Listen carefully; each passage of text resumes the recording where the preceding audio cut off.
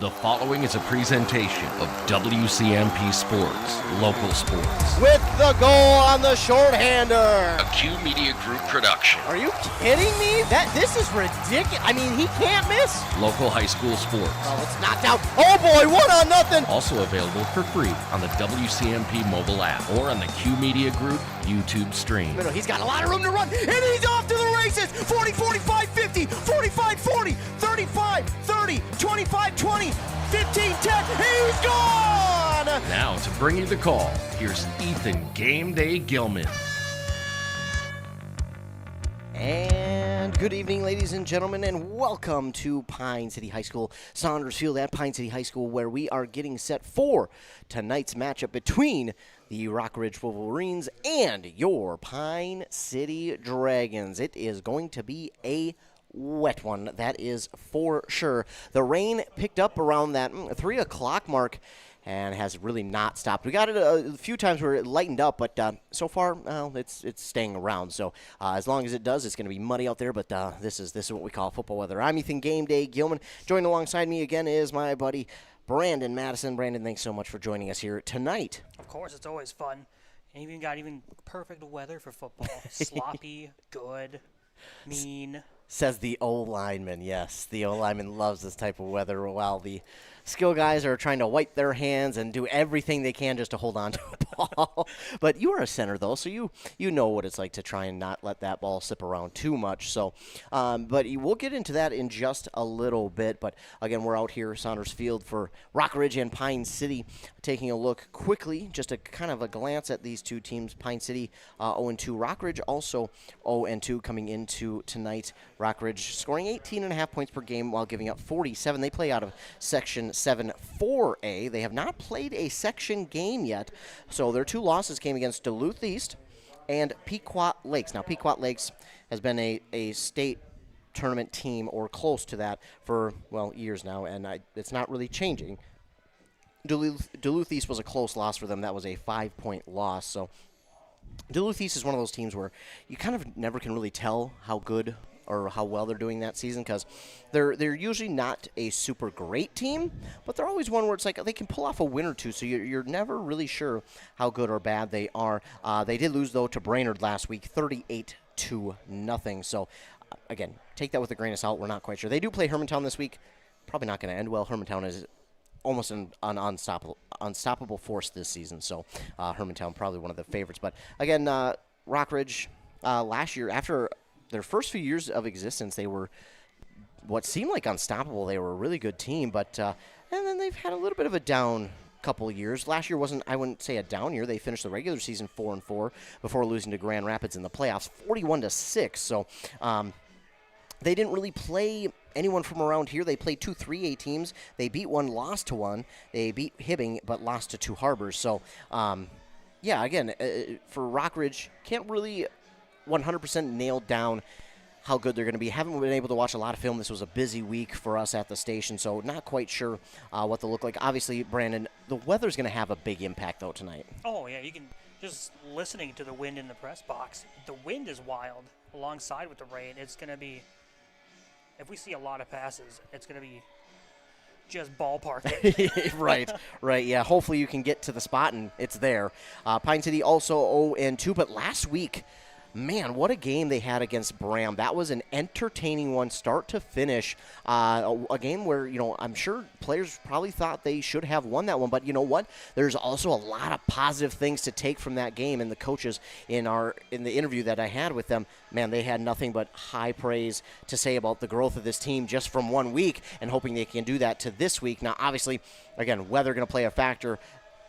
And it's tough to really tell the how good a team is, especially in weather like this, but good teams will prevail, as they always do, and obviously both teams have to deal with it. We're still seeing shotgun snaps here with the weather. Yeah, so not bad either. No. So it may be something where it's a little bit slower, but I was talking, just to not spoil the entire interview, but a little bit of the interview with them is they're similar to Hibbing, where they're going to bring a lot of that blitz. They're going to bring a stack 8, 9, 10 guys in the box. So that'll be something we'll watch for here tonight from Rock Ridge's defense. You're going to plan on blitzing. Right. There's not going to be a lot of passing. It's going to be all downhill. Now, it's just going to be who's meaner up front. Now, Grant Sklzacek had a good week last week. 85% passing completion percentage. I don't care what level of football you are. That's impressive. That's awesome.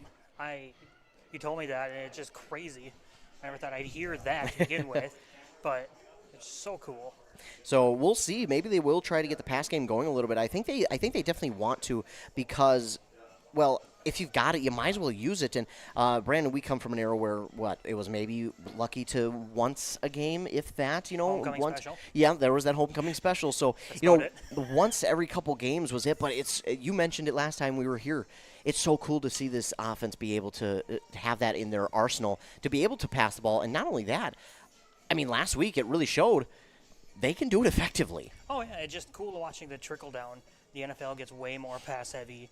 College goes more pass heavy, more pro set, and it's trickling down. I mean, obviously you have the way bigger schools that are just throwing the ball willy-nilly, but going to smaller schools and seeing it actually get there and be useful and skills developing. Really cool, really cool. Well, I tell you what, we're going to take a minute to hear a word from our fine sponsors. Then when we come back, we will hear that interview with both the Dragon co-head coaches, Coach Fort and Coach Berger. So a commercial break, and then we'll be back with that interview from both co-head coaches here on 106.5 FM AM 1350 WCMP. A&W Restaurant Pine City is still making fresh root beer. That signature item since 1919. It's still made fresh and on-site with real cane sugar and a blend of secret ingredients. It doesn't get any better than this. Their world-renowned A&W root beer is a classic treat, and they can top it off with creamy vanilla soft serve to be known as the famous A&W root beer float. Now that's smooth, tasty, and refreshing. An American iconic A&W root beer float. It never tasted so good. A&W Restaurant Pine City. Come grab your root beer float today. Pizza Pub in Pine City has a pizza and salad buffet on Fridays. Not the right vibe. Trav and the gang at Pizza Pub are a little hipper. Here we go. Take two. Start off your weekend right with the Friday Pizza Buffet at Pizza Pub. From 11 to 1, pile your plate high with all-you-can-eat pizza for just $12, or upgrade to pizza and salad buffet for only $16. And they're now open Friday and Saturday 11 to 11 and Sunday 11 to 10. Pizza Pub, serving fresh pizza every day of the week. Come stop in. Pizza Pub of Pine City. Hey there, Brad from Lee's Pro Shop here. Are you ready to show off that school pride? Lee's Pro Shop is your official letter jacket supplier, and we're here to help you celebrate every touchdown, goal, and win. We got everything you need to create a perfect letter jacket that tells your story. And for a limited time, when you come in and mention this radio ad, you get $10 off your letter jacket. That's right, $10 off. So come in, let's start to tell your story. Lee's Pro Shop, where the passion for sports begins. Ethan Game Day Gilman here, and I'm now joined by the co-head coaches of the Pine City football team, Coach Berger, Coach Fort. Thanks so much for joining me. Hey, thanks, Ethan. Thanks, Game Day. And taking a look here, last week you guys played against Bram, a team who you haven't played in a few years now. What was it like to be able to have a game so close for the first time in what seems like years? I thought it was pretty awesome, pretty special. You know, any of the time that those kids get a chance to play rivals that close, they tend to know a lot of the kids. We knew a lot of the coaching staff. They come to our passing league. We get a chance to see them at UMD football camp. It's just a lot of relationships that you've already established, and then usually the season begins, and they go their separate way, and we go our separate way, and we never see each other until playoff time. We send the occasional text of good luck, and this time we got a chance to see each other, and it was early in the season. It was a lot of fun. And taking a look at that game, it was a pretty good game for a fan anyways. I know I watched a little bit of it. It was an exciting one. But for you as coaches, what were some of the biggest takeaways from the game? Yeah, I think there was a great story. We had to bring in a backup quarterback for one play, and he came in, and the offensive line struggled to hear his cadence because he didn't have a voice. And the reason he didn't have a voice was because everyone was so engaged in the game. And I just think of the fans on the sideline and just their engagement and just the great atmosphere that close game created on both sidelines. You know, kids on their sideline were jacked up too, as well as ours. So it just created a real fun atmosphere to be a part of, and then to coach too. being able to make those changes and the kids being able to execute and seeing the success, and then Bram makes a change, and you're kind of chasing each other. It just makes it for a ton of fun for the athletes and the coaches. Yeah, it was even special at the end, just walking off the field, and I happened to walk with one of the Bram kids, and he had just mentioned he would rather play a game like that every single week than the game that they had the week before where they kind of blew out East Central there.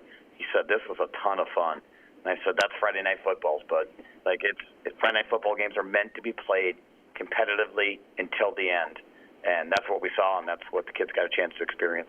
Awesome, yeah. And looking at this game, this was again, really fun to see, but I want to go, again, both offense and defensively, and we'll start first with Coach Berger defensively.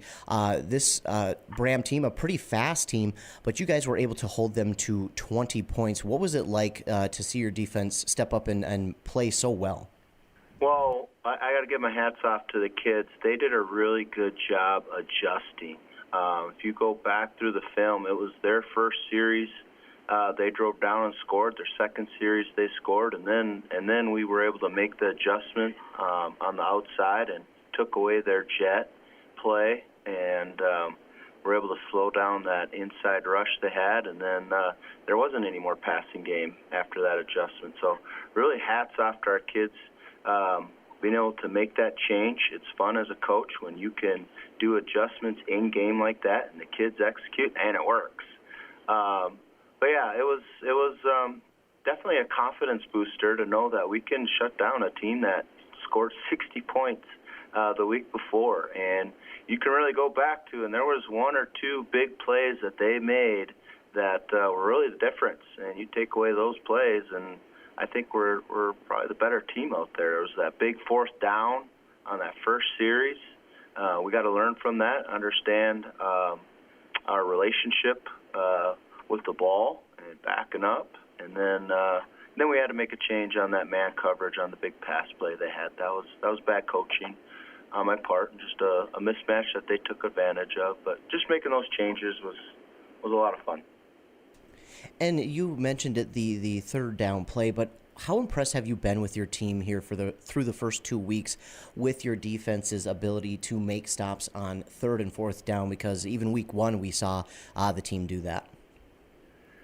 Yeah, these guys aren't afraid to run to contact, and we get a shiny new weapon tonight that the other teams haven't seen yet in Evan Denz, and he's going to show up on film, and that's going to make us even a tougher group. But those kids do a nice job.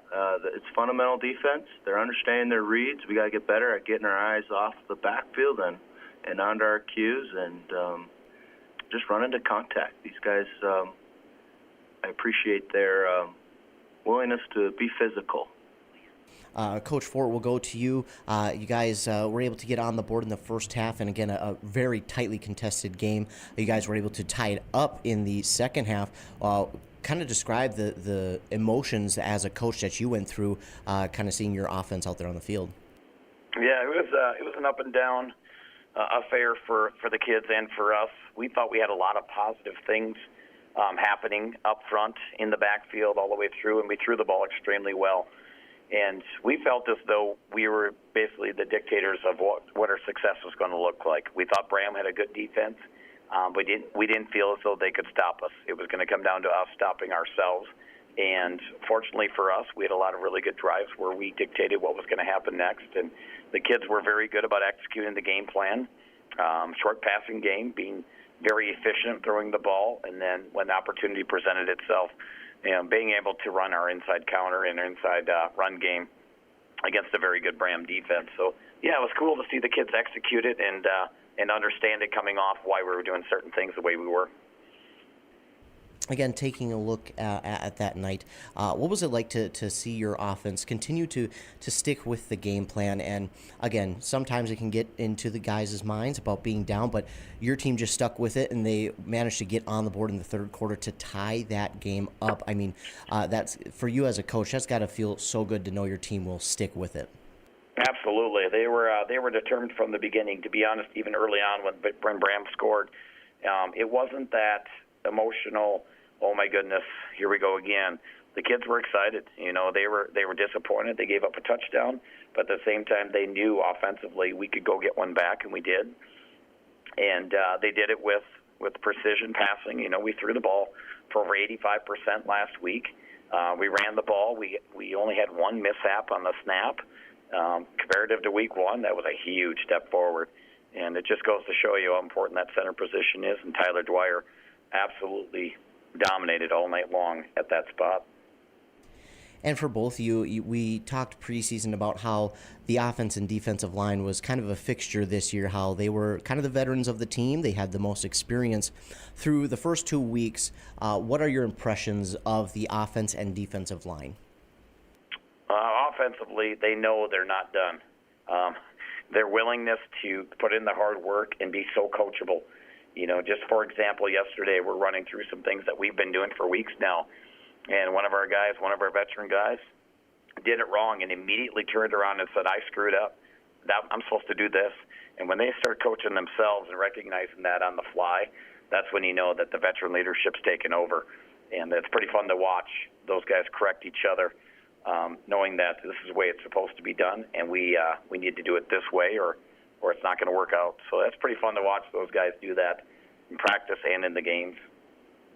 Yeah, and to answer your question defensively, I love these guys' aggressiveness up front, holding their ground. An area that they need to be better at this week is recognizing and being able to read what that offensive player is trying to do and then implementing how they counter it.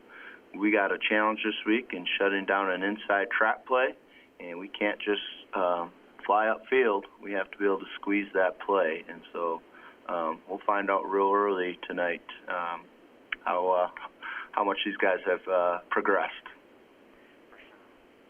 Taking a look at tonight's game, you guys will have another home game welcoming in Rockridge. Give us a look at what you'll be looking for from Rockridge on both sides of the ball. Sure. For Rockridge's offense, they got all kinds of formations. They're going to spread you out. They're going to go eye backs. They'll go double wing. But it's all kind of a mirage. They have a pretty simple game plan. We're going to power run the football, and then they'll do some short passes to the flats.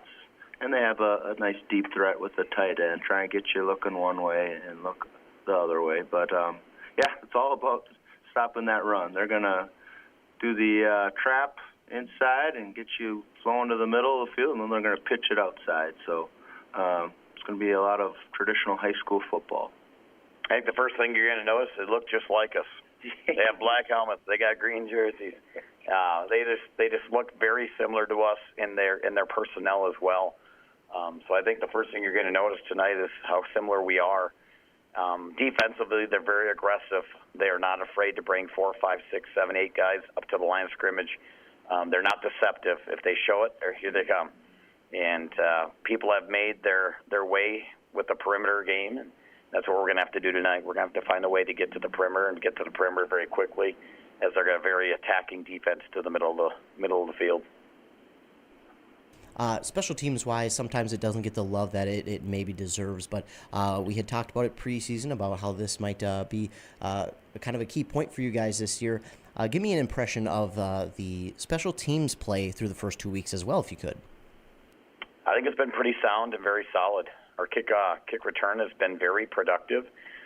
We feel as though we're a couple of big blocks away from maybe scoring on two times in the last 2 weeks. Dominic Hurth has been very consistent at the punt game, and he's been able to move the ball for us. And to start the year, we didn't know if that was going to be available. And we've had a lot of young kids step in for some different roles on special teams. And we're very excited about our start in special teams, to be honest, and the fact that we've been able to be productive at this point. We talk a lot about first drives, and I talk about it because I think those can be very important in setting a tone of a game. Obviously, it's not the whole story, but what are you guys hoping to see from your guys' sides of the ball here tonight as you guys return home looking for win number 1? The rain to stop. If that happens, that will help our first drive because we've got a couple of different things we'd like to get done. offensively early, and it involves a drier field than it's currently showing outside right now. But moving the ball, getting that snap, moving the ball, gaining confidence, we thought it was very evident last week. Their shoulders just seemed to relax a bit more when things started to, ball was snapped, ball was handed off, and we started to move the ball early. We felt as though the guys really just kind of fit right in at that point. Yeah, I would add just defensively getting our eyes out of the backfield and reading our reads and reacting and just being aggressive at the point of attack and rally to the football and get off the field on third down. Coaches, that's all that I have for you here today. Is there anything else you'd like to add? No, we just appreciate you and appreciate all of your coverage, and wish the best of luck for our guys tonight in Rock Ridge. Thanks, Game Day. Absolutely. Thank you guys again for taking time. It's greatly appreciated. Thank you. We are getting set for our national anthem to be played. The starting teams have been introduced. So what we're going to do, we want to, shout out the coaches, Fort and Berger, for giving us an interview here tonight on kind of a short notice, so I appreciate them for doing that and taking the time. They make the time to do that.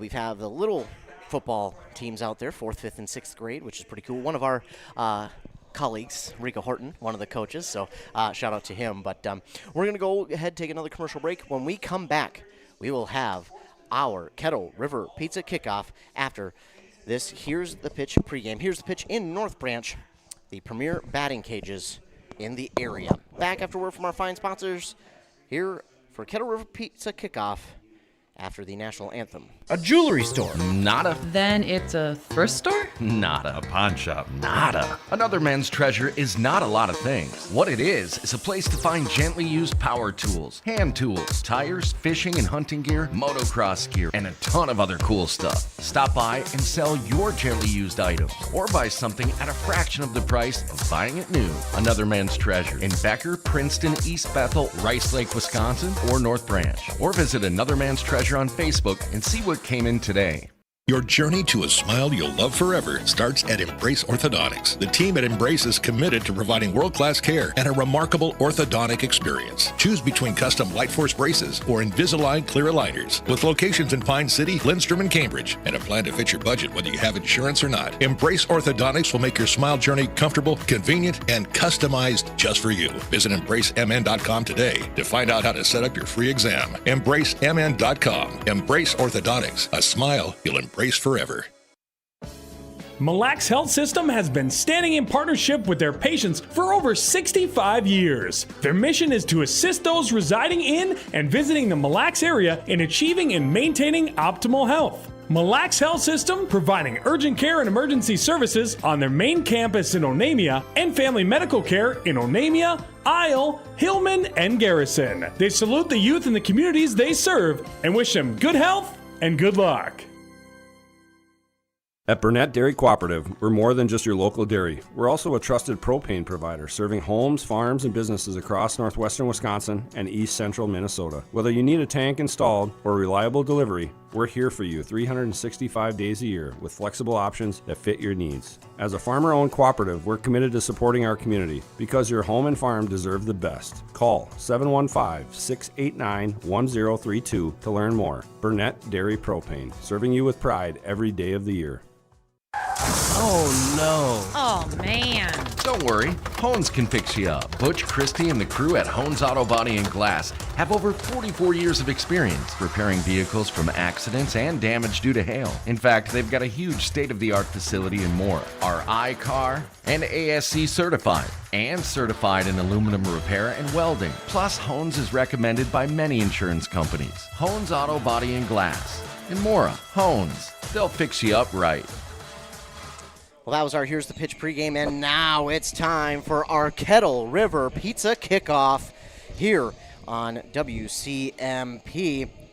Need to raise funds for your team? Kettle River Pizza in Ascove has a practical and user-friendly fundraising program. Visit KettleRiverPizza.com/fundraising to learn more. 12 minutes are up on that Embrace Orthodontics scoreboard for this matchup here between the Rock Ridge Wolverines and your Pine City Dragons. Looking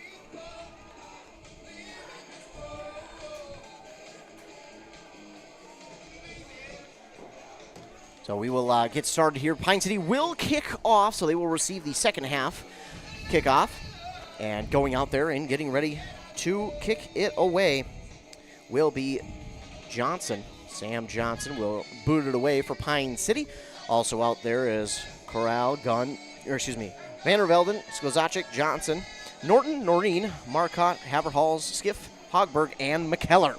Caleb Hogberg, one of the guys to watch, but someone also to watch tonight, Brandon. They've got the young man back this week, Evan Denz, one of the premier players last year, kind of came on late into a new position, as here's the boot on the Kettle River Pizza kickoff, and we're underway. The young man will slide down just in front of, 34, 30, right after the 35? We'll see where they spot him. The return that time there by Croy Colbert. And that is how we're going to get started. He just wanted to slide in the mud right away. That's Yeah, all. yeah. You wanted to get that out of the way, get his bright white uniform dirty, and get out there. So now we assume who the starting quarterback will be is number 17, Frank Toman. And if that is the case, this young man is, you mentioned it, Josh Allen out there, 6'5", 225, and that's who it will be. He's a big man. That is a tall young man, as he will go under center. One receiver out wide right, a wingback to the left, a fullback in the backfield. Man in motion now. Actually, I think he came off the sidelines. Two receivers right. They'll give it up the middle, and he is stuffed and getting there in the backfield. Nowhere to go. That's a tackle for loss by the young man, number 72, Blake Zemek. Blake Zemek, one of the guys that the Dragon coaches talked about and said, hey, we were really impressed with this guy the first 2 weeks, and you can see why. It's a good way to start the game. Negative play for the offense. Defense coming out firing, moving the line of scrimmage back. And that's not a small running back carrying the ball either. No, that's a big man. Yeah, that is Jermaine Boshi, 6 foot, 260 they have him listed at. It's going to be a throw, and it's going to come up short, incomplete. Quarterback kind of stumbled on that one. Yeah, Toman looked. Slip or trip or whatever you want to call it. Toman looked for the pass, but it was nowhere to be found. So it's incomplete. And that'll bring up third down and about 11 and a half, 12. Looking at the flag, it looks like we got a win from right to left side of the field. Across it. See, that messes up a little bit. It certainly will. Third down.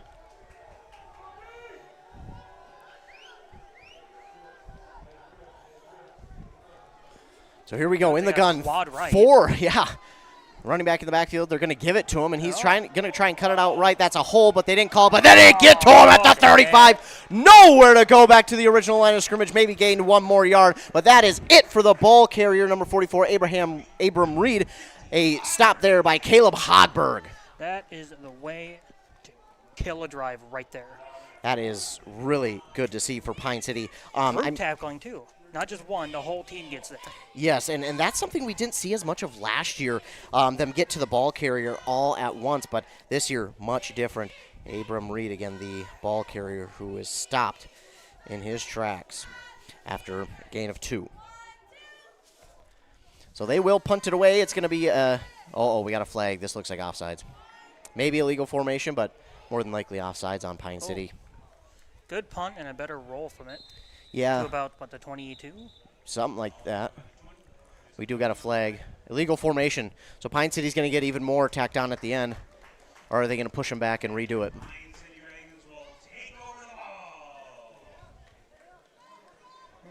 They will redo it. So they're going to redo the kick because of the illegal formation. They're going to push them back. I think it's 5 more yards. Yeah. And so, and the call was, I heard him just slightly. Four people in the backfield. You can't have that on a punt. Yeah. So they will have to do it again. The number, I believe, is number 8, which would be Jacob Koom. Or Kumi. I think it's 8. That font, kind of hard to read that number. It's an 8 or a 6. I believe it's an 8, though. I can't see from my spot. Back deep to return for Pine City will be Grant Skozacic, the quarterback. It'd be impressive if they got another decent big punt like that again. Yeah. But I would doubt it, but the snap is similar. And this is away, and it's gonna get a decent roll, but Skozacic will pick it up at about the 40, cutting up the middle, cutting to the 45 to the 50, and he's Oh, he gets off of a Lane tackle, just a Lloyd. shoulder tackle. He gets forward past midfield to the 45 to about the 43 of the Wolverines. Mud in the helmet. Brandon, this is what we hope for. This is exactly what you like. Big, mean football.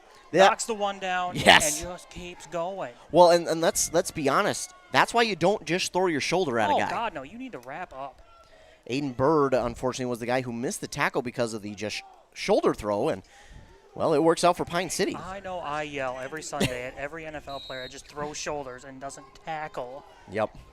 Cool, it looks good when it works. Right, but right. It doesn't work very often. Certainly does not, as Grant Sklizacek will be the quarterback. He'll go under center, a little bit more of an I formation, 2 receivers left. Tight end right. Sklizacek will take the snap, and I love how he made sure he got it. Now Evan Den's on the outside, attaboy. and he breaks off of one tackle near the first down. We got a flag in the backfield. This is coming back for Pine City. Unfortunately, that's going to be holding, and about 9 yards for Evan Den's on his first carry back. That's what you want. It is. I got nothing really more. It's just like you come back in, get into the game, and you just produce And you need to. I didn't quite see what the call was. I'm assuming holding, though, I'm guessing. because they are moving backwards. So this their first possession of the first quarter, and they do get a penalty there. So -10. And I don't think Rockridge 100% knew how far back it was going to go. Yeah, half the team one spot, other half on the other spot. But everyone is set and ready to go. So erase the play, and we'll do it again, first and You 20. get 9 on the first, you get 9 again. You get rid of the hey. penalty. I formation again with 2 receivers right, tight end left. Sklizacek under center will be a toss right to Dens. No, he's going to look to throw. He makes sure he has that ball. And got a man wide open, but overthrew him. There. Oh, man, they had him wide open. A perfect play to Kevin McKellar. Just overthrew. Now, we were looking at passes here pregame. Didn't look good. That was a beautiful pass That was from a Dens. very good pass. But just, and I mean just overthrew. Just a little bit Yes. His intended target, which was number 12, Kevin McKellar. Sometimes when you get him that wide open, it just it's there, but Right. it's just hard to hit it. So open, but a little bit of nerves, jittery. Yep, and that Start adrenaline of the goes through you game. seeing a guy that wide open. Oh, God, yeah. So it'll be 2nd down and 20. Same formation, just opposite sides now for the receivers. A little bit of a messy handoff, but Dens does a good job to corral that ball. Gets near the 50, spot him at about the 48, 49. Yeah, we'll call it the 49. A gain of 3 for Dens.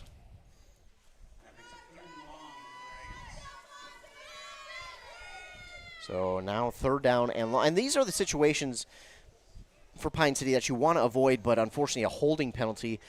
But I don't know, overall, it seems like they've got a lot of energy coming out here for this. Oh, yeah, there's a ton of energy.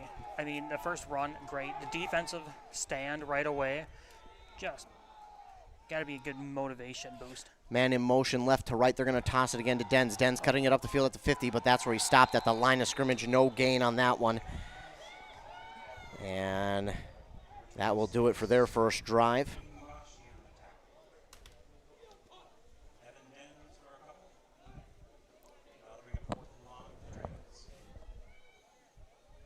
I think we're going to get a play, not a punt. Ooh, that'd be interesting. I could be wrong, but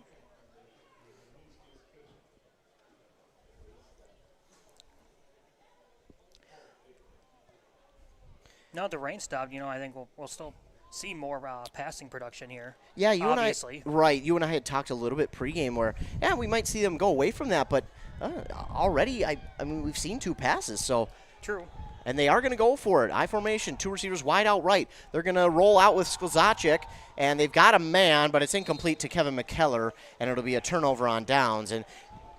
And I get it, because in a game like this, you don't want to risk a punt being the snap being bad High, messy, exactly. dropped. So I think they're, worst comes to worst, you start them at basically the 50. Yeah. And your defense showed out the first time around, so not too worried about that as the Wolverines come out with their second possession. Again, the 6'5" quarterback, shotgun. Toman, with, they've got a little bit of confusion as to who should be out there and who shouldn't. You've got One receiver wide right, one left. Man in motion now left to right. They're going to run the jet sweep. He's got some room to the outside, turns the corner up the field, and then bumped out of bounds after a decent pickup of more than 5. That time the ball carrier was, I believe, their punter number 8, which would be, again, Jacob Coombe. That was a good run. That shotgun snap came back with just vigor. It did.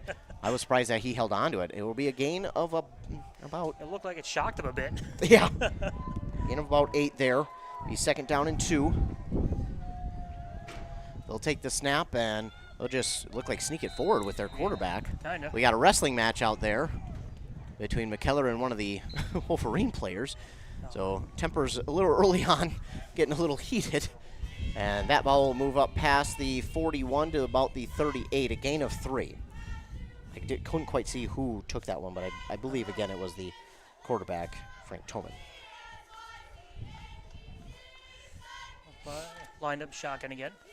And they'll have one receiver on each side of the formation. Man in motion right to left. They'll give it to him again. He'll try and bounce it out wide. Pine City can't quite get there, but then he runs into they're going to have a Pine City player down.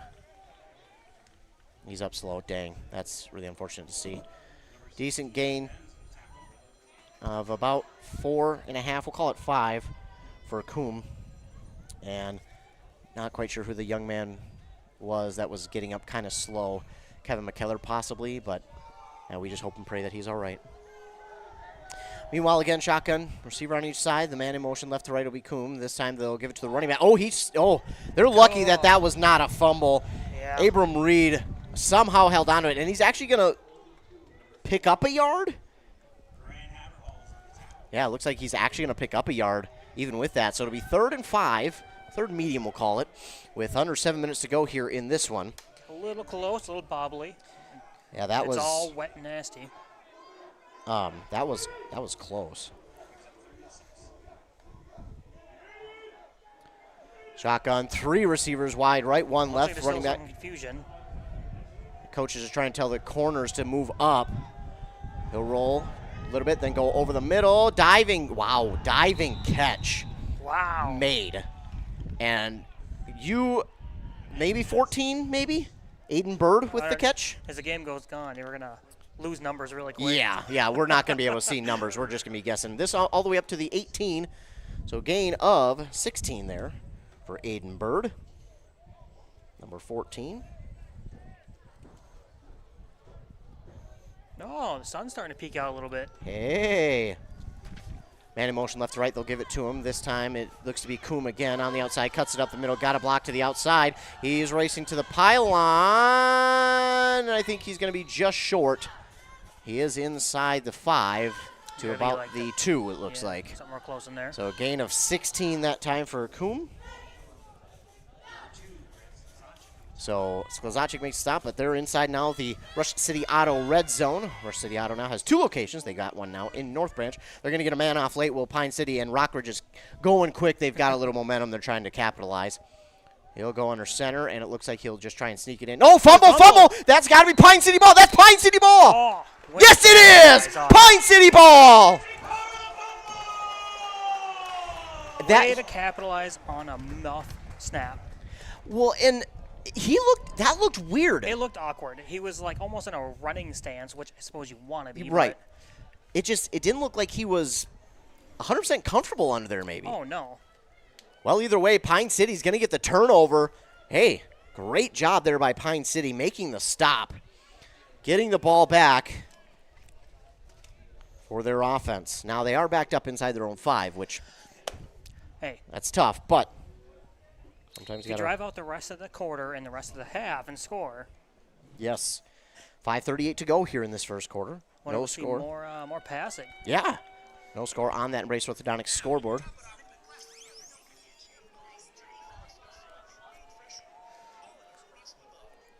And they will hand off up the middle to Dens. Dens going to get a couple. Nice job. Nice. I don't know how you see the numbers. They are muddy. I can just tell from the kind of the body and you just know they're built. Yeah.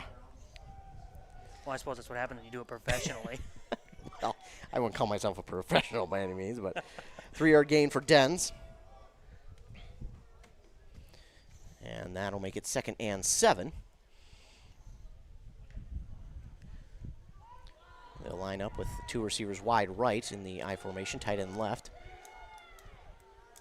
Dens the running back behind the fullback. And looks like a little I'm not sure what happened there because Sklzacek took it, and it didn't look on purpose. Looked like maybe he noticed something in front of the offensive line. Maybe the defensive line got through a little too quick, maybe, is what it almost looked like. So, again, I'm no just peering gain. through a little camera lens, so I missing broad strokes here.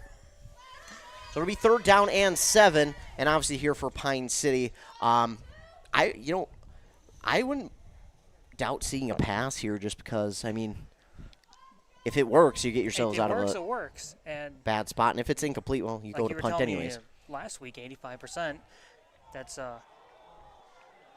bound to take a hit in the rain. Yeah.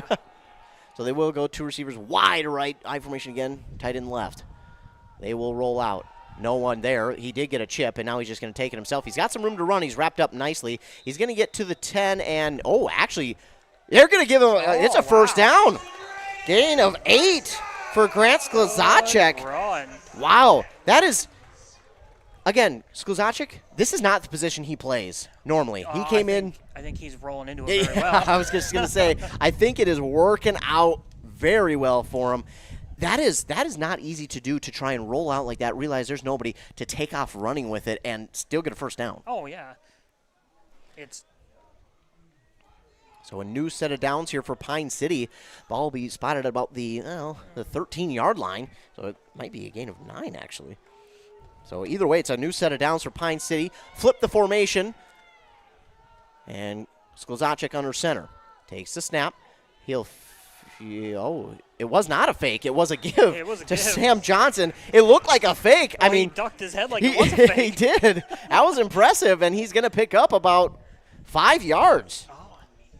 Give me 5 yards every play. Exactly. 5 yards in a puddle of mud?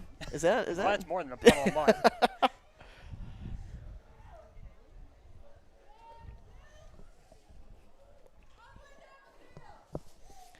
So 2nd down and 5 now for Pine City. Again, same formation as the last play. Sklzacek will take the snap, and he's going to give it this time to Sam Johnson again. He's got a cutback lane, but what a great open field tackle there by the Wolverine player. We'll try and get his number because that was impressive. Is that 91, 51? That was a great open field tackle. I think that's Ethan Bowe, who made the stop, number 51, I believe. Well, whoever it was impressive because Sam Johnson was gone. He misses that tackle, and it's a big gain.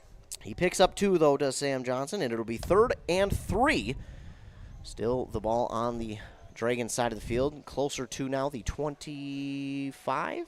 That first hard cut right off the handoff. Oh, my goodness. Was good. That was beautiful. And then the lanes opened up, but just that beautiful open field tackle. I formation, same formation as last time. Sklzacek will give it this time to Johnson. Johnson grinding his way forward, broke off of 1. He's going to get the first down of 4 yards. This is that methodical offense that you need.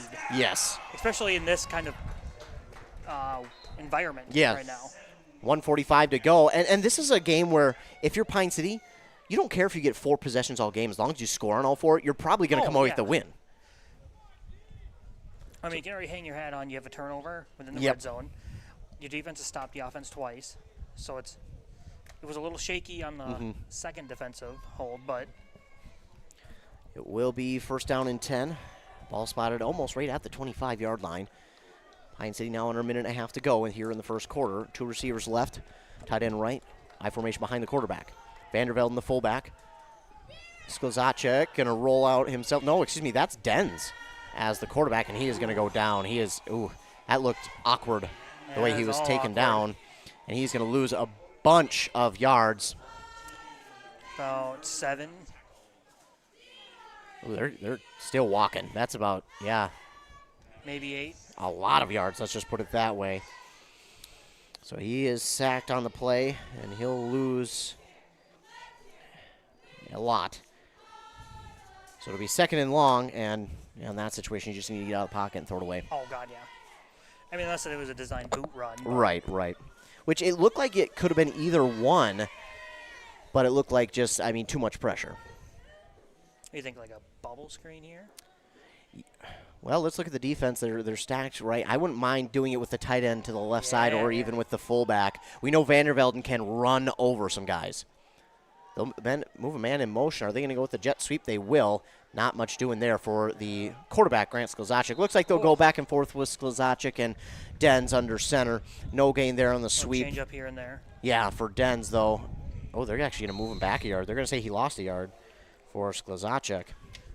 So that'll be third and even longer, but that will do it for the first quarter of play. No score and, well, not a whole lot to speak of because of the Mud Bowl here at Saunders Field in Pine City.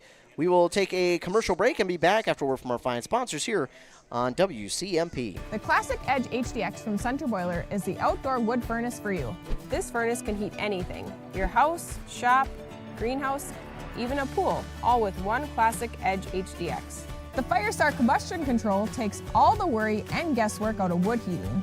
It automatically controls combustion for highest efficiency with any kind of firewood, and you can remotely monitor the furnace from anywhere. Northland Boiler Sales, your local Central Boiler sales dealer. Visit northlandboilersales.com. Back here on WCMP, 106.5 FM, AM 1350. And, of course, live with video on our website at WCMPradio.com. We'll switch sides of the field. You had mentioned it last time. They're playing some really good music, though. Oh, I know. I love the music. So taking a look, we'll try and get some updates from around over in Mora. No score there in the first quarter between the Agates and Mustangs. And the Dragons have flipped sides. They will travel north now, as they are third and long. And this time I'd assume we see a punt, not a... Oh, I've been watching the punter and long snapper. Okay. It's been a little messy in the long snap. Okay. So I wonder if that played some into it. Under center. They'll take the snap. Dens will roll. It'll be a screen over the middle. They've got him, and Sklezacic not doing much. You know, the Wolverines stopped that one. He's going to be a gain of about 2 to Sklezacic. They were sitting on it, just waiting. Yeah, and you know what? I've got to say, they got a little lucky because the guy who sat there kind of fell to a knee almost, and not obviously on purpose. He slipped, but if he slips all the way, Dens has got room, or excuse me, Sklezacic's got room.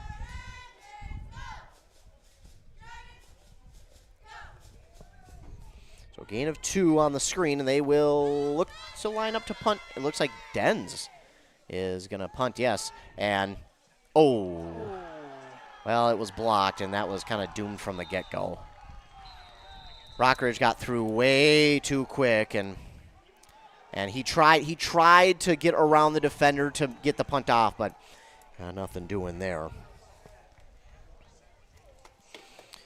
Well, this will be the first possession for Rockridge here in the second quarter.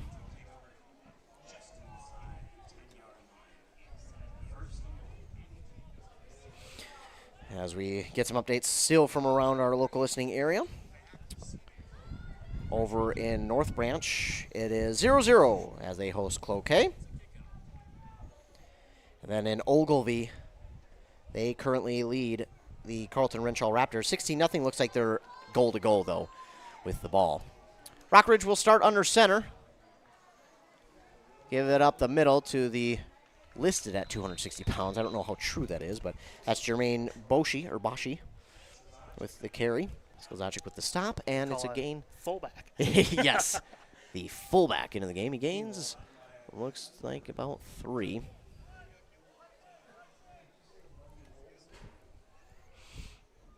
Think there's any field goal tries? I don't know. You know, I haven't, again, I wasn't able to watch enough film on Rockridge to really get a good idea, but maybe, I mean, you got a 6'5" guy. Might as well try. This snap is bobbled, and they still got it off to Kuhlman. And did he gain anything? No. Maybe. Oh, no, you're right. No gain there for Kuhlman. And that'll bring up 3rd and goal. And now if you're Pine City, this is a big stop. Now, I'm guessing more than likely 2 down territory here. I mean, if they have a kicker, do you take the points? Because it's already been a... Well, now here's the interesting thing. The mud might work almost better to hold it. It could. Or And you it just might be worse. Take the points. Right. It's already been a point-starved Well, game. we'll have to wait and see because they're going to put out 2 guys wide. They'll have that wing move right to left. He's going to be on the right side. They're going to roll him out. They've got a man wide open, and he overthrew him, luckily, because that's a touchdown. But luckily, Toman. That's going to keep him up at incomplete. night. Yeah, that's He's one. going to think about that one later. But, for Pine City.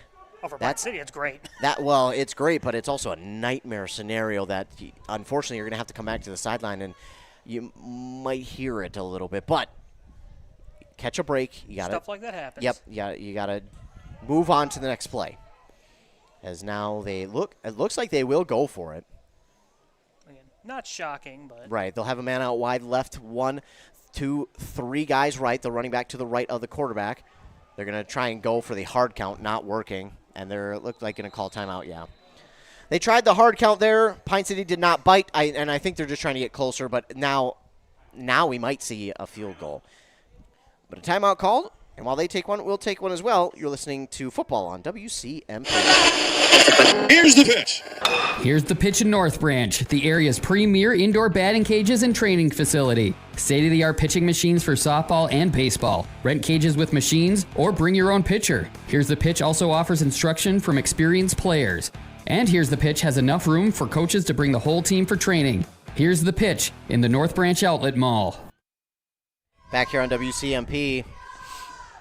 So they tried to go with the hard count. They didn't get Pine City to jump. They called a timeout. In your opinion, is this a field goal, or is this more of they're setting up something for a little bit of a trick play?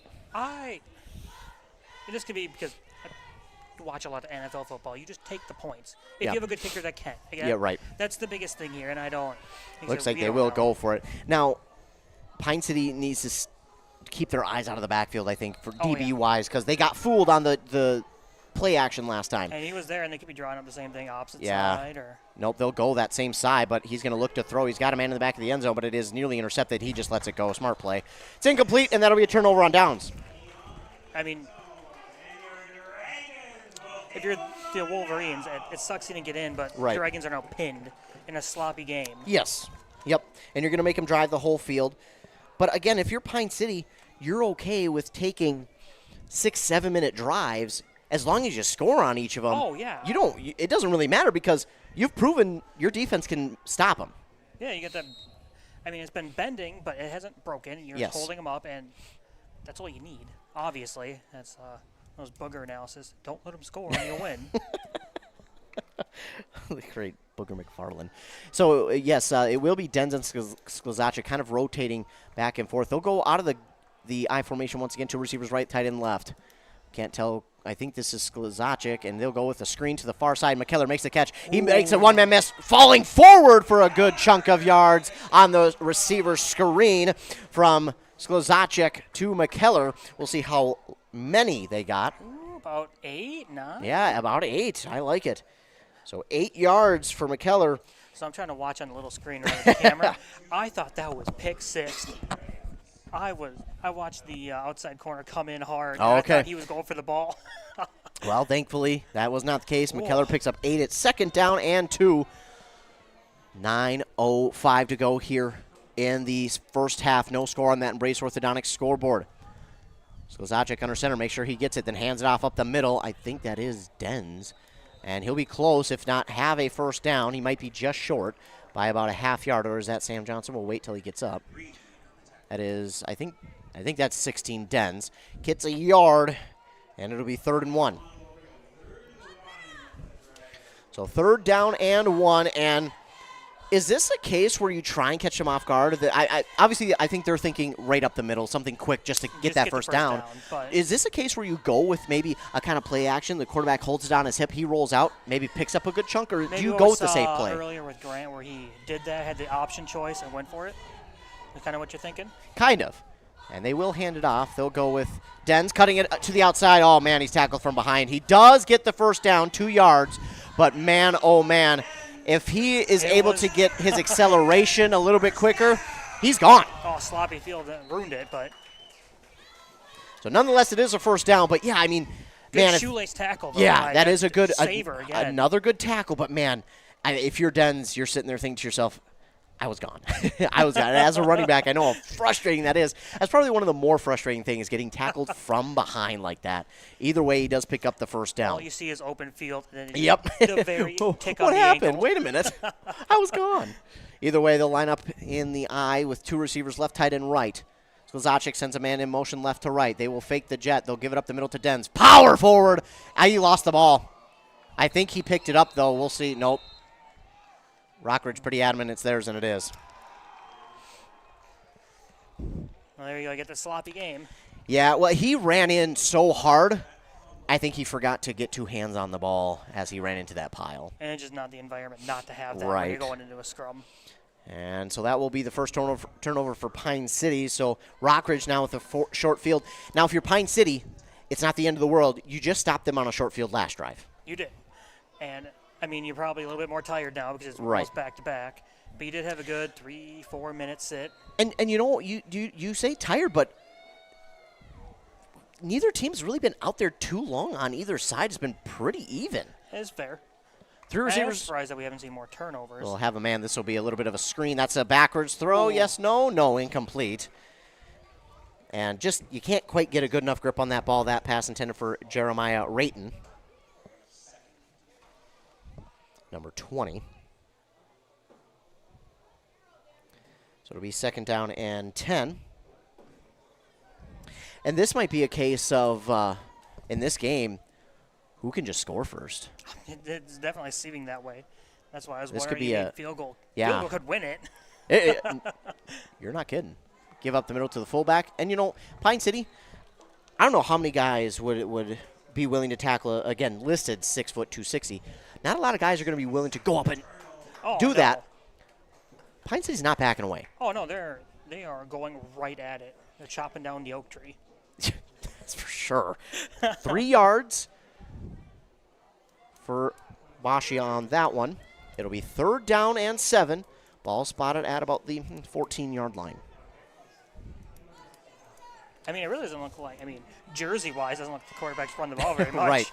He'll give it their look to throw. Oh, that was kind of an awkward step touchdown. That's unfortunate. We could not see it because of the windowsill. I think that was 18 with the catch. Maybe Rory Scuffy. I think. It was a pass from Coombe to Scuffy, I think. That's what I'm going to go with. So 18 makes the catch. I think you're right. And they kind of took something out of Pine City's playbook right there. So he'll pick up 14 and the touchdown on that reception. And again, it was Coombe with the pass.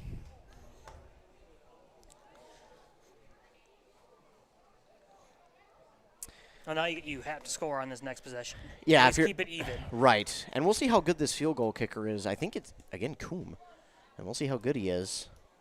So inside that rush to the outer red zone, Rockridge is able to score and get on the board first. Snap, spot down, kick. Nope. And they're going to try and roll it out. They were going to get a pass. It is knocked away, incomplete. I think that was an ineligible man downfield. Anyway, that looks like a lineman who nearly got it. You got to give the lineman love. You do, but it's got to be legal. So. No. But unfortunately there, it is going to be a touchdown for Rockridge on the trick play. Coombe with the jet sweep. It did not look good for his knee or ankle. He kind of stepped weird. It was weird.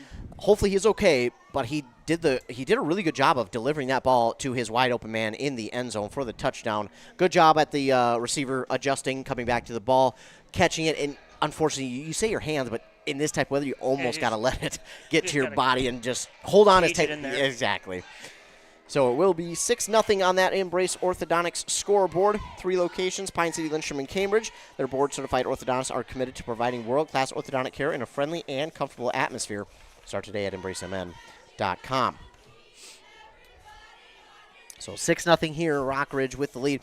But if you're Pine City, you can't be too upset because you're right in this thing. This is not a game It's not like the Viking game where it felt 7-0 and it felt like the mountain was in front of you. Yeah, no, this is a game they should win. And here's the boot on the kickoff. They're going to go with a little bit of a squib, but the lineman, great job. Although it got through him, he jumps right on top of it. That's Jerry Satoff who falls on top of it. Now, that almost worked perfect because it went through his arms right below him, and all he had to do was fall on it. I don't know if that was planned, but... Well, that's how you plan to catch every football, right? Catch it with your legs. If you can do that, that is skill. So the Dragon offense will come out. Good starting field position, nearly at the 50. I'm not sure what Rockridge was doing there. I know maybe they're betting on wet ball. Right. Recovery. I mean, trying to catch him off guard, but you give Pine City good field position. This might be a momentum shift. I mean, unless they just muff the kick, which is always a possibility. Sklzacek will be under center, and, well, that didn't work, but it does. Vandervelden with the ball on an awkward handoff. He grinds his way forward for about 5. It kind of looked like he wasn't supposed to get the ball, but no, he took it. Yeah, it looked like possibly Sklzacek was going to pull that one out. You give me the ball. I want it. Well, Vandervelden, that's a guy that you kind of want carrying the ball because we watched him in the first game, and whoa, defenders don't want to tackle him. You know, when you said that, you reminded me, now here's a guy. now here's a guy. Gain of 4 for Vandervelden, 2nd down and 6. Ball in Rockridge territory. Sklzacek will take the snap, and he'll give up the middle again, this time to Dens. Dens spinning off tackle. Excuse me, that's Sam Johnson who's going to spin his way through a couple tackles and get forward for about 5 yards. Oh, yeah. They're still walking. So 3rd and 2 on the carry from Sam Johnson. And we can see right now 4 different guys have ran the ball. I like that because then you keep Rockridge off balance of trying to guess who to stop. Right, keep them off balance. You keep people's legs fresh. It just all good. And not only that, each one of them has proven to be a little bit different, but have also proven to be effective. Sklzacek will go back under center. Takes the snap. This will be a give to Johnson. He's got a lot of room right up the middle, and he is down, but he's got plenty for a first down. Excuse me, that's Evan Dens. Dens to the 35, and a gain of 9. Player down for Pine City. Ah, man. Is that Dens who looks like he's cramping up? I think so, yeah. Well, we'll hope and pray that it's nothing more than a cramp. Back after a word from our sponsors. Honeymoon, here we come. Where's our car? It's been stolen. We'll call our insurance agent. I'm right here. Oh, hey, Jen. You got our invite. Love the dress. Are we covered for this? Of course. That's why you chose Auto Owners. We work together to get the right coverage. So when the unexpected happens, you know you're covered. That's simple human sense. Your local auto owner's agent is Pine Insurance Agency. Visit them at pineagency.us today. pineagency.us. Kettle River Pizza is a proud supporter of sports teams and community organizations. Local groups and teams across the state have had amazing success with Kettle River Pizza fundraising. From sausage and pepperoni to chicken Alfredo or the hot Hawaiian, the cheesy deliciousness practically sells itself. Visit KettleRiverPizza.com to schedule your next fundraiser. It's so easy to get started. Got a pizza craving now? Pick up a Kettle River Pizza at your local grocery store or convenience store today.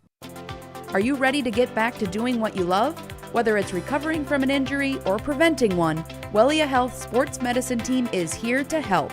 From kids to adults, we specialize in treating sports injuries, including concussions. We're here to get you back to peak performance. Call us today at 320-679-1313 or schedule an appointment through MyChart. Visit welliahealth.org. Mom's Parkside Cafe in Pine City proudly serves breakfast skillets, scratch-made buttermilk pancakes, famous big cookies, and bread pudding with homemade caramel sauce. Enjoy home-style hot sandwiches made with real mashed potatoes and gravy. Voted Pine County's best breakfast, best lunch, and best soup and salad. This quaint cafe is owner-operated with a small-town feel. Stir in family and a sprinkle of hard work to complete the recipe for this award-winning cafe. Order up! Mom's Parkside Cafe. Open Monday through Friday, 8 till 2, and weekends, 7 till 2. Hey there, neighbors. Matt Winsan, CEO Burnett Dairy. Farmers are the people that wake up before the sun, who battle the elements, and tend to their crops and herds. with a passion that runs deep in their veins. At this time, I would personally like to thank the farmers. From all of us at Burnett Dairy Cooperative to all of our incredible farmers, thank you. Burnett Dairy Cooperative, real farms, real flavor. He's got a quarterback bracelet on. So the young man, I believe, we believe, we're trying to see through the mud. It is Evan Denz, who was down, cramping. He's up under his own power, getting back to the sideline. We believe it's only a cramp, and we're hoping and praying it is. We're hoping he's all right. So, but we're back. Second quarter, 5:04 to go. Clock will run now. As it's first down and 10, Denz was a part of the reason why they got, well, the main reason why they got that first down. It'll be a toss right. Those are dangerous, but Sam Johnson's got a little bit of an edge. Can he cut it out? No, he's going to cut it outside instead of inside. Oh, they're going to get a hold. I seen it on the edge. I don't think, I watched it happen. It was, initially I didn't think it was. I thought he had him on the shoulder, but I didn't think he was holding him. It's hard to tell from this far. You don't have the NFL super zoom in enhance. What? Yeah, that's unfortunate. The virtual measurement here. It was a good job by the defender, but I thought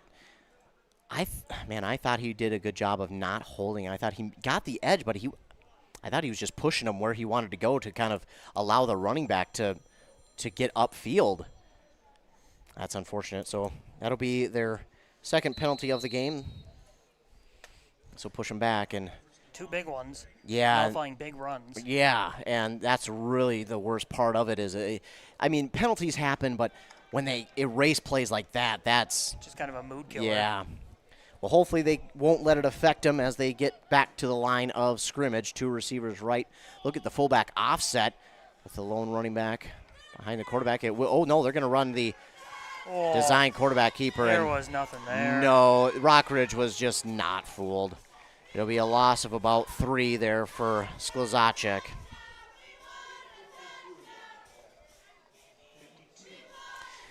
Well, that's not how you want to start first and long. Almost back to the original spot of the ball. Yeah, right where they started this drive. I think Denz is working his way back in. I thought that was him running out there. Well, this is his first game back this season. They're obviously happy to have him back, but a first game, you can practice all you want. Games are different. Yeah. And this is mud, too. So stretch weird, cramp. Yep. They'll toss it out wide right. Denz nearly lost the ball. He gets around one defender. Oh, man, and again got from behind. Loss of a yard. The most frustrating thing being a running back is that. And, again, a nice cut. And if he would have been able to get to the outside, I'm not saying he's gone, but he's going to get a good chunk back. And like you said, it's just got to, I never ran the ball, obviously. But I can imagine how frustrating it is. It's just open field in front of you, and it just, nope. Yep. 3 minutes now to go here in this first half on that Embrace Orthodontic scoreboard. Stay tuned for the Hones Auto Body and Glass halftime show. To the line, it's 3rd and a country mile for Pine City. We'll see another boot-out pass. I wouldn't be surprised if we just see a run, try and get some forward momentum, and that's what we'll see. Give to Denz, picked up a yard. That's it. So he gained the yard back that he lost, and now this is a punting situation, right? You're just punting it away, put Rockridge in a bad spot, make them go the entire length of the field, because, again, your defense, 6 points in the first half. Unless you're really nervous over the last punt, but I don't believe that. No, I got to assume, did they take a timeout? Yeah, Rockridge did. All right, so timeout, Rockridge. And we're going to actually keep it here because I think for Pine City, in this huddle, you almost discuss, hey, if they're getting through and they're about to block the punt, just take off. Just run. Yeah, that's kind of my thought as well, because you don't want it to be blocked, because then you're going to put them on your side of the 50. You just got to get the yardage you can. If it's not there, don't do it. And we did that in semi-pro one half where I was back to punt it. Now, I did punt one time, and then one time I did take an 8. But one time they just told me to run. We didn't get the first down, but we ran out the rest of the clock. And we we got some yards, too. Just moving the ball right now would be just a change in possession or field position. So Pine City's still in that huddle after get out on the field. I think you're right. I think they're talking about unless we're going to see a fake punt. I can't imagine Unless they're going to throw a 50-50 ball, which is essentially a punt. No, and now we're going to get a timeout, Pine City. Something special, maybe. Yeah, something is brewing. It's not homecoming, so I don't think we're going to see a homecoming special, but a mud bowl special, maybe? A mud bowl. I mean, really, though, a 50-50 ball at this point, you throw the pick, it's essentially a punt. Right. That's true. But Just gotta then make sure people are ready. Right. And so then you got to tell them, hey, get down there, try and get the pass. If it's intercepted, you need to make a stop because there's not too many people going to be back to make a tackle. No. So let's see what they do here. Obviously something brewing out of these back-to-back timeouts. One by Rockridge, one by Pine City. Rockridge left with one. Pine City has two. 2:37 to go here in the first half. 6-0 on that Embrace Orthodontic scoreboard. Wolverines lead over your Pine City Dragons. We'll get an update at halftime from all the other games going on in our local listening area. Well, not all, but some. As Pine City will line up to punt. Again, good luck saying who that is punting. I believe either Sklazacek or Dens. Mr. Muddison? Yeah, yes. So we'll see. I'm guessing, nope, they're going to go with some sort of drop back and just throw it up. Well, it's up. It's going to be incomplete. Well, that's probably the best thing for the Wolverines is to let it drop. Ooh, one of the Wolverine players, John, a little bit after the play. Oh, we saw it earlier, way earlier. Yeah. A little wrestling match earlier. Now, would the mud be softer than a mat? It depends on which mud. That's true. Well, it'll be a interesting turnover on downs. They're on their Wolverines 49. Yeah, so Wolverines will technically start on their own side of the 50. This will be their third possession of the second quarter, 2:30 to go. Now you absolutely need to stop them. Yep, play hard and play mean here. Well, now Rocker's going to go with 4 receivers in formation, 3 right, 1 left. Running back to the right. They're going to send a man in motion, though. Right to left. No, they're not going to. They're just going to go straight pass. They've got a man over the middle. It's, too long. And Sam Johnson has got to read that just a fraction of a second sooner because that's intercepted. Oh, God, yeah. And even if you don't get a good return, you have just shifted any and all momentum. Oh, God, yeah. And with 2 minutes left, I mean, it's not the most time in the world, but you could drive. Right. Now, they obviously playing zone there, not man coverage. So, I mean, it's tough for young guys to try and learn that. But that's where that one is close enough to your zone. You're kind of watching the quarterback's eyes. You got to get that one. This, again, will be a pass. They're going to look. They've got Coombe wide open, and he overthrows him. Now, I would like to see what Toman is able to do in better environment.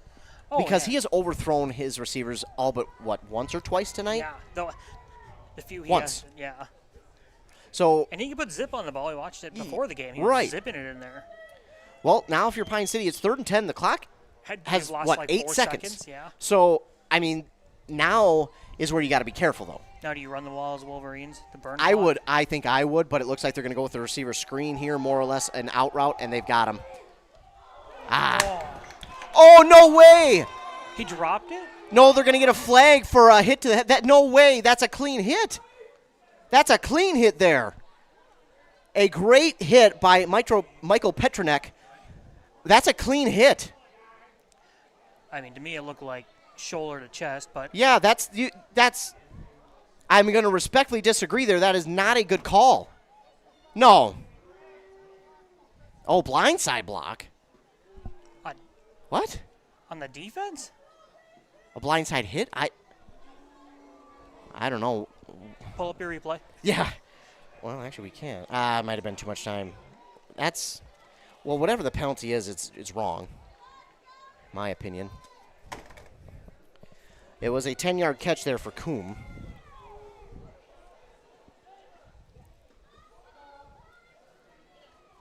Plus the penalty. I mean, yeah, it's 15 yards, so it must have been defenseless receiver. You can't call him defenseless there. No. That's just a great hit. No, I agree with you. They'll give it up the middle to their fullback, and he'll maybe get a couple. Ooh, someone got rolled up on. Yeah, that did not look good, but everyone is up quickly, thank goodness. And I always hate seeing that. Yeah. The second someone falls on the back of someone's knees, it's like... Yep. Gain of 1 there. So now Pine City's defensive backs need to get a little bit more disciplined here. Looks like they might go with a little bit more of a zone coverage. They got two what look like safeties or a kind of a linebacker hybrid.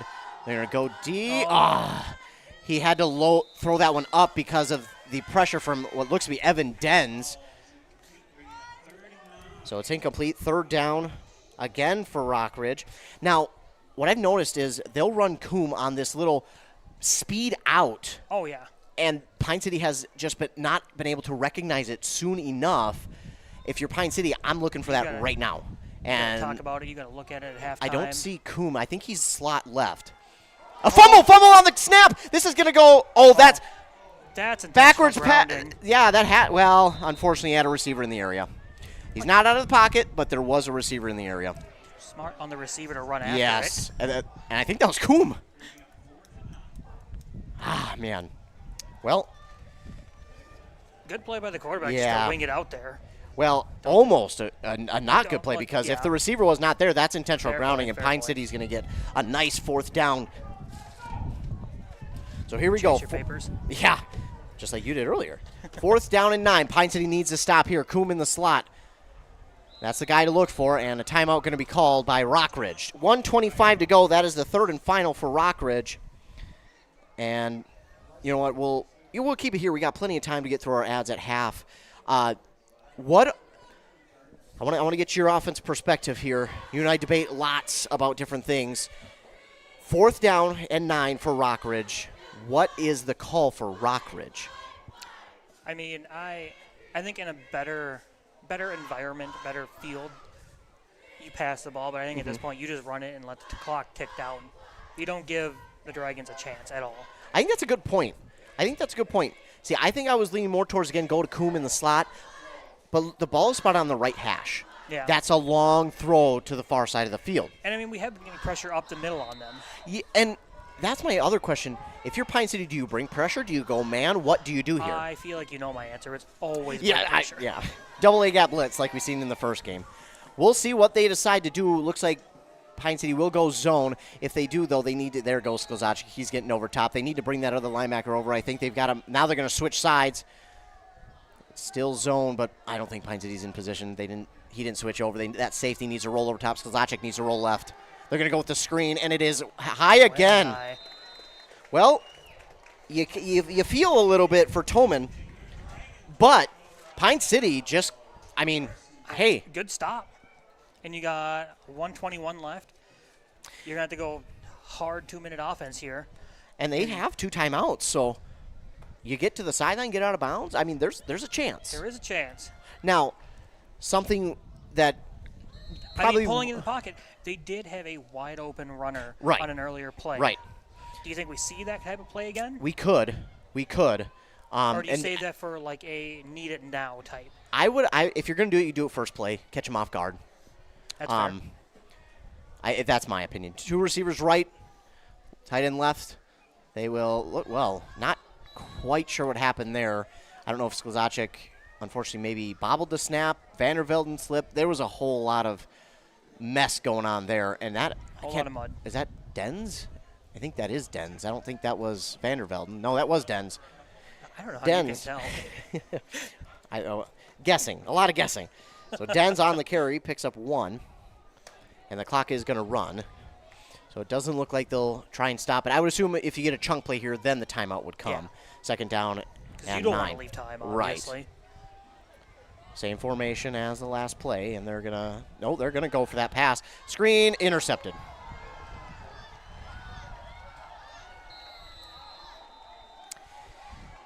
If there was something you could not have, that was that. It was that. Now, they've tried that screen right in the middle of the formation.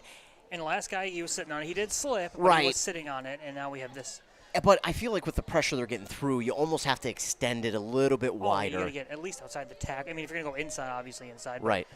Go your outside bubbles, stuff like that, outside the tackles, since they're coming through so hard. Right. Well, unfortunately, a turnover for Pine City. That's their second of the quarter. 35 seconds to go. Rockridge. Now in a prime position. Yeah, they're going to have a chance. Is that ball spotted right at the 20, right at the Rush City Auto red zone here. Their 4th possession of the second quarter. He's going to roll out to his right. He's got a man, and he overthrew him by a lot. I'm not real sure what. I don't know if Toman is thinking too much about it. If the ball is just that slippery, is it all three maybe? I'm not sure what the issue is for Toman right now.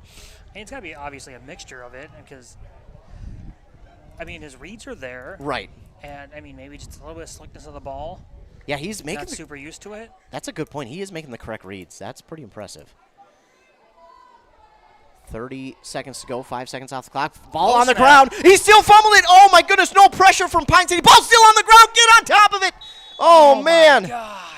He did not have it about 3 different times. And no, they just stopped. Yeah, no one got there for Pine City, and that moves it all the way back to the 31, a loss of 11. I think I smell fumble drills Monday.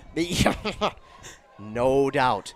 And if I'm Rockridge, well, they're going to try and catch Pine City off guard, but if I'm Rockridge, I just send this into the half. And, yeah, incomplete. So, and there is no time left. And we got great sportsmanship, a Rockridge player helping one of the Pine City players up off the ground after he was, stuck in the mud a little bit. So I know, not on the great, but on the intercepted screen pass, I watched 2 blockers pushing their guy all the way down 30 yards downfield. Wow, nice. Well, that is going to do it for the first half of play. 6-0 on that Embrace Orthodontics scoreboard here at half. When we return, it will be the Hones Auto Body and Glass halftime. Hones Auto Body right in Mora has state-of-the-art facilities and 44-plus years of experience getting vehicles back on the road. We'll be back after word from our fine sponsors here on WCMP. When it comes to yours or your loved one's end-of-life celebration, there are many options. Find guidance from the professionals at Methvin Funeral and Cremation Services. Church services, celebration of life services at one of their chapels, a ceremony in a park, or even cremation. Methvin has the resources to facilitate everything from start to finish. Methvin Funeral and Cremation in Mora, Hinckley, Sandstone, and Isle, or find them online at methvinfuneralhome.com, serving our community since 1912. Arrow Building Center in Siren is your leading name throughout the Midwest with trusted brands for your building supplies and services. Arrow Building Center has been providing contractors, homeowners, and do-it-yourselfers with quality products and expert service for all projects, big and small, for many decades. No matter the size of your next project, Arrow Building Center is at your service. And don't forget, free, yes, free delivery, always. Stop on by Arrow Building Center in Siren, conveniently located off Highway 70, or visit them online at abc-clc.com. Hi, Rob. Hey, why have you been so happy lately? It's because I no longer pay for hot water. What? You have 4 teenagers that take all-day showers. How do you not pay for hot water? Well, I put in a central boiler outdoor furnace that heats my house, my garage, and now I have virtually endless free hot water. Wow, that's great. With my 10 kids, I'll really save some money. Where do I get a furnace? Check with your local central boiler dealer, of course. Northland Boiler Sales, your local central boiler sales dealer. Visit northlandboilersales.com.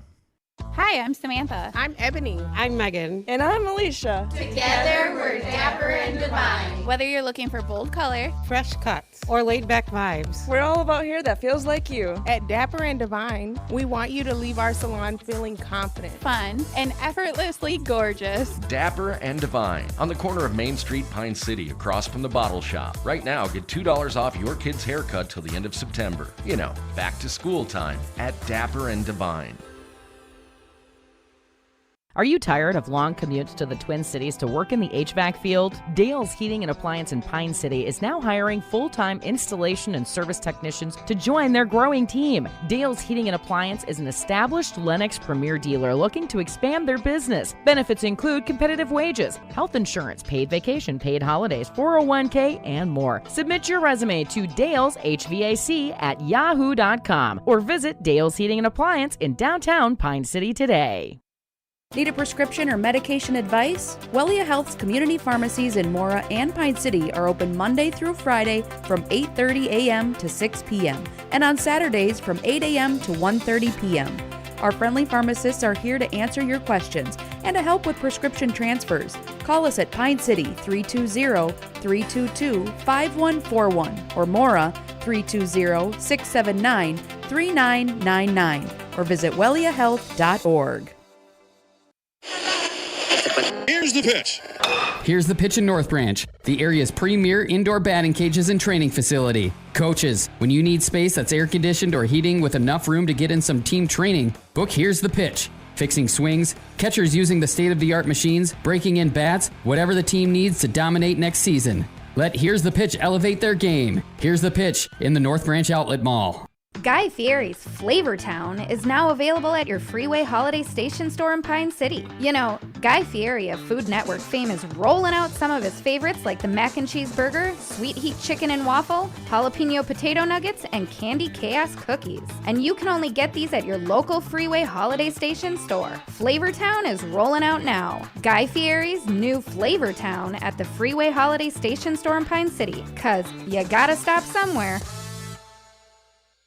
Rush City Auto and Standard Auto and Classics in North Branch invite you to check out their 2 full lots of quality used vehicles. They've got a car or truck for any size budget. Get your next vehicle from a local dealer with a great reputation. Rush City Auto and Standard Auto and Classics in North Branch are going to put you into a vehicle that you will love at a price you can afford. For more information, visit rushcityauto.com to view up-to-date inventory. Rush City Auto and Standard Auto and Classics. Quality used vehicles, rushcityauto.com. Back here on WCMP 106.5 FM AM 1350. Halftime on that Embrace Orthodontics scoreboard shows the Wolverines leading your Pine City Dragons 6-0. Embrace Orthodontics, they'll leave you with a smile you embrace forever. And your customized smile journey starts with a free consultation. The team at Embrace Orthodontics wants to make your journey as seamless and convenient as possible. With custom light force braces or Invisalign clear aligner. Sorry, the wind blew the paper and then it was blocking what I was reading. I'm glad you're reading all of them. We're at the Hones Auto Body and Glass halftime show. Hail damage? Get your vehicle over to Hones Auto Body and Glass in Mora. In fact, many insurance companies recommend Hones. They'll get you fixed up. I don't know if there was any hail today, but if there was... That storm was nasty. Yeah, it was nasty. So if you've got hail damage, Hones Auto Body and Glass in Mora. Sitting here at halftime, game day going alongside Brandon Madison. This was a messy first half. Obviously, the mud did not help at all, but the mud due to the rain, the heavy rain. There are still puddles in certain spots of the field. You might be able to see the field a little bit here. I'll take the Hones logo down real quick, and you can just kind of look at the field. You can see where the majority of the plays have been, but it's kind of interesting to see where the plays have been. Obviously, not a lot towards the 20-yard lines on either side, but the middle of the field is kind of where all the play has been.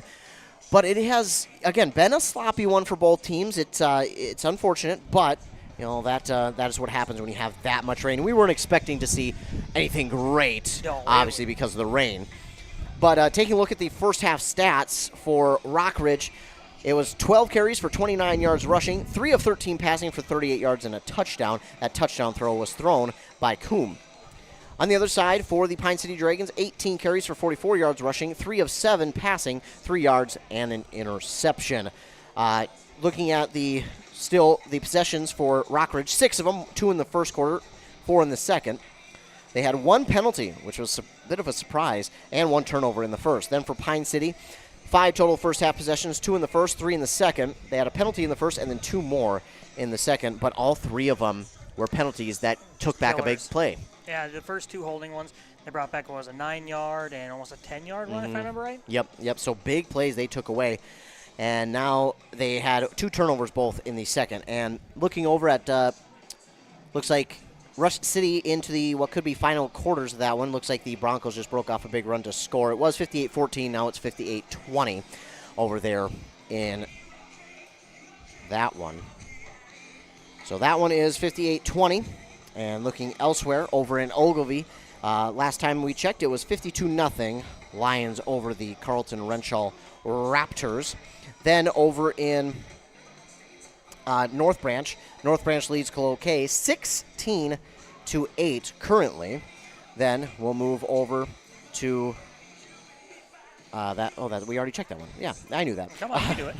We'll move over to Mora, where we'll check on the Mustangs. They are currently trailing the Two Harbors Agates 20-0 in the second quarter.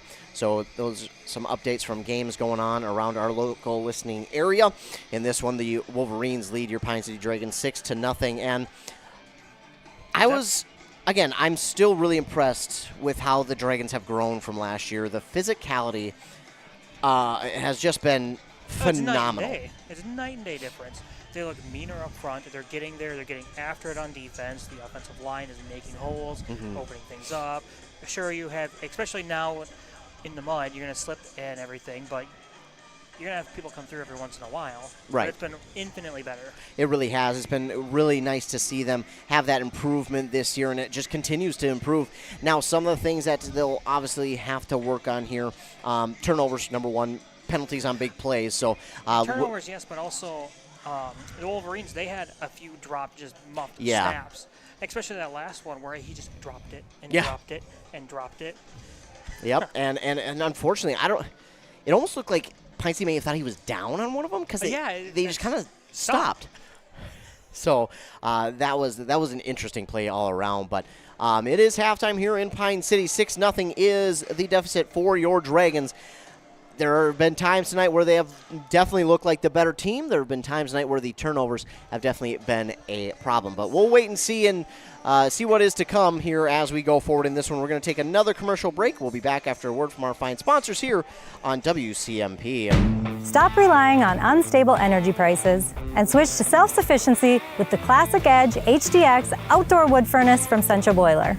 Heat your home, outbuildings, and provide endless hot water, all while utilizing your backyard source for renewable energy.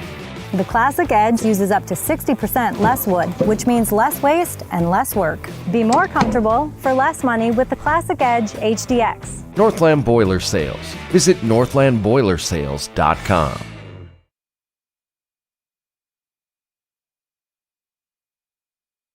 Kettle River Pizza is a proud supporter of sports teams and community organizations. Local groups and teams across the state have had amazing success with Kettle River Pizza fundraising. From sausage and pepperoni to chicken Alfredo or the hot Hawaiian, the cheesy deliciousness practically sells itself. Visit Kettle River Pizza Fundraising on Facebook to schedule your next fundraiser. It's so easy to get started. Got a pizza craving now? Pick up a Kettle River Pizza at your local grocery store or convenience store today. That's great tasting pizza. Need reliable energy? Burnett Dairy Cooperative has you covered with top quality propane services.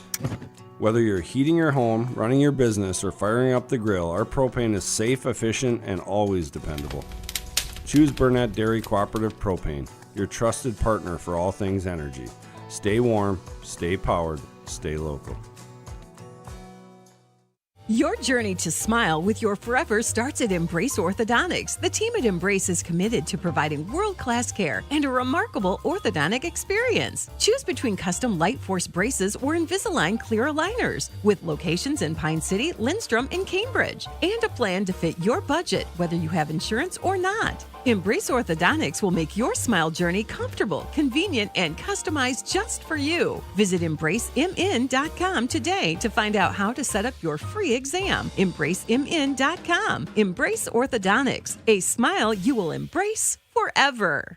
Pine Technical and Community College is turning 60. Are you an alumni or friend of the college? Join us for an all-class reunion and the grand opening of our brand new Tech and Trades Labs, Friday, October 10th. Reconnect with classmates, explore state-of-the-art learning spaces, and celebrate 6 decades of changing lives in our community. Mark your calendar, Thursday, October 10th in PTCC's brand new Automotive Lab. Details and RSVP at pine.edu/60 years. See you there. Are you tired of spending your weekends on yard work? Central Outdoor Services in Pine City is your complete solution for all things outdoors. From perfectly manicured lawns to stunning landscaping and patio installations, we've got you covered. Need a boulder wall, some light dirt work, a fire pit, or even reliable snow removal in the winter? We do that too. Central Outdoor Services is here to give you back your free time so you can enjoy your yard instead of working on it. Visit centraloutdoormn.com to learn more or give us a call today.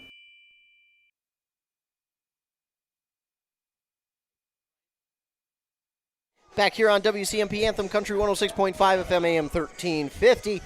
The Dragons and Wolverines at halftime here. Dragons trail 6-0. You might as well darn near reset the scoreboard to 0 if you're Pine City. I mean, it's really... It might as well be. Yeah, that's what it feels like, and it definitely... it's close enough. Now, it might come down again to where Pine City has to get in the end zone, get that extra point and or 2-point conversion to win it. But one of the things that I wanted to touch on here before we got to the second half was chunk plays.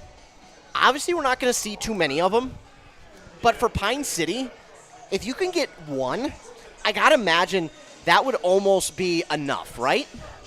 I mean, they've had them at points. They've had these chunk plays. I mean, not massive chunk plays, but the 10-yard runs and plus that, but they've been called back.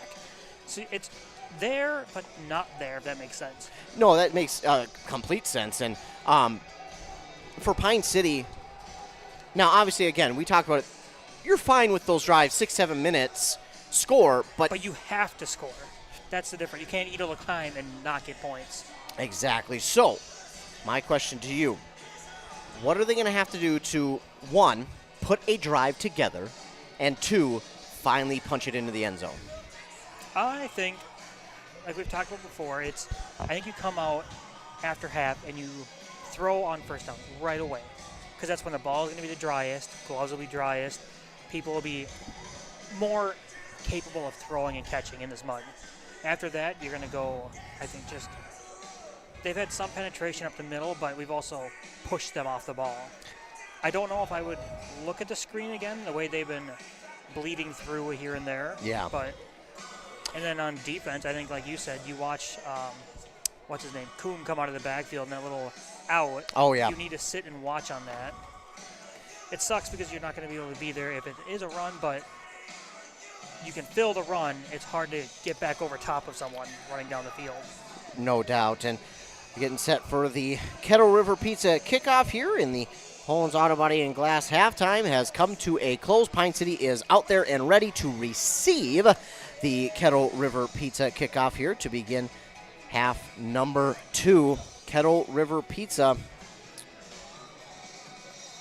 has some fantastic pizzas. Let me tell you that. That is We were just talking about pizza. We were, and might have to go up and get some Kettle River Pizza. Kettle River Pizza, not only are they delicious and made locally in Ascove, it's proven to be an excellent source of income for charitable groups, nonprofits, and sports clubs.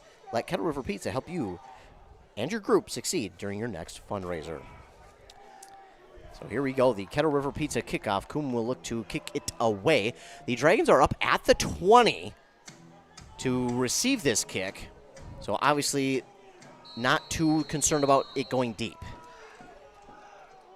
And here's the boot. It's going to come up short. And nice job grabbing that one at the 20. Cuts it all the way back. Now cuts it up the field.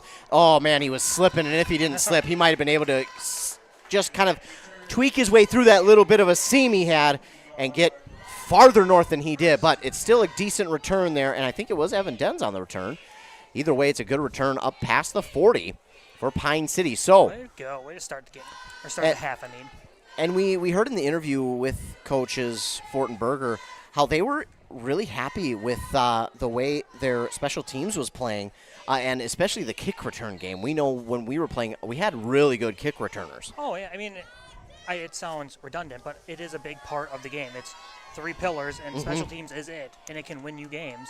Well, it's 1 of 2 guys, Sklazacik or Denz under center. I believe it's looks like 2 numbers, Denz. And there is a big chunk play, and Sam Johnson with the first big run of the second half. Johnson picks up 11 and a first down.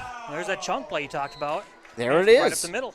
Now, he had 4 carries for 16 yards, an average of 4. That's going to jump the average up quite a bit. But most importantly, the push up front. That's what you need. That's what, like you made the comparison to last year, that's what you didn't have last year.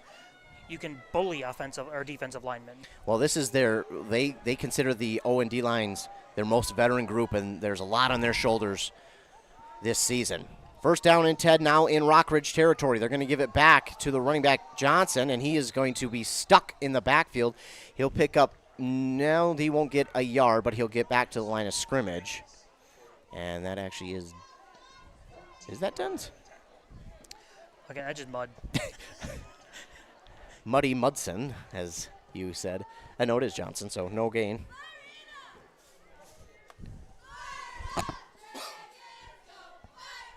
Back here with the Dragons, 2nd down and 10.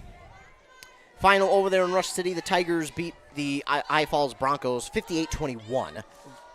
No fall off from the large senior group the Tigers had last year. They'll toss it out wide to the left. Johnson's got to get on his horse. He cuts it back, hurdles over his own defender who fell, and then is tackled out of bounds.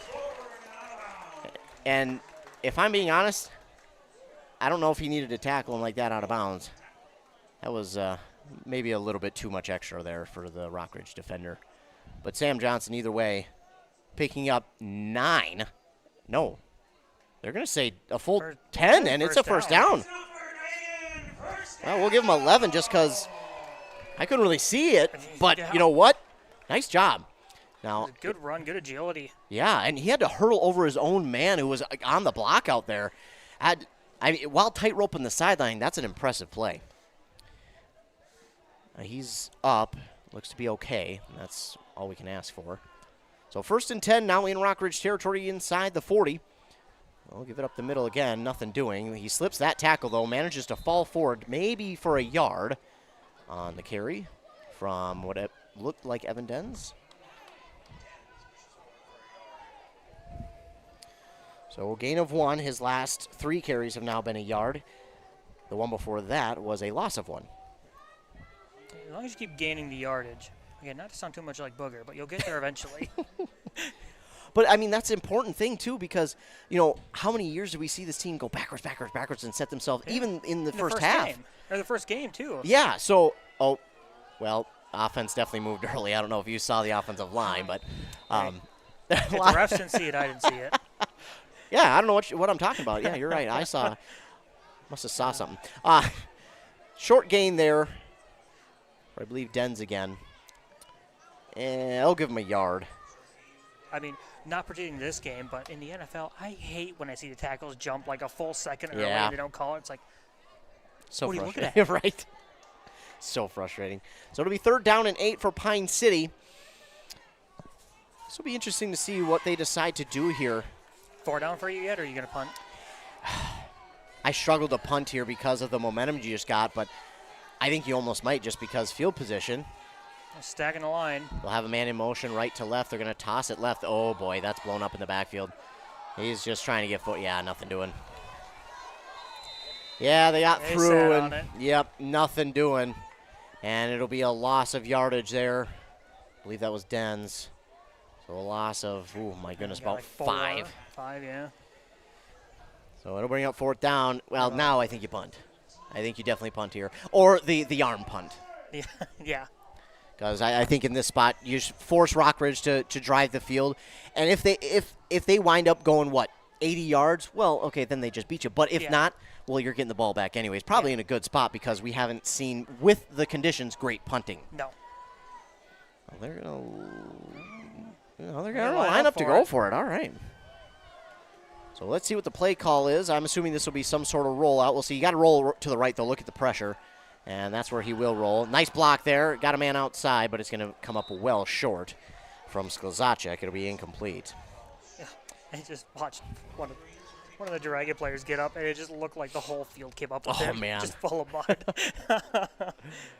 We have a friend who loves these type of games, but, I mean, he would purposely put his face in the mud just beforehand just to get into the mud. Shout out Shannon Drury. Doubt he's listening, but just in case. So the Rockridge Wolverines will start at their own 41-yard line.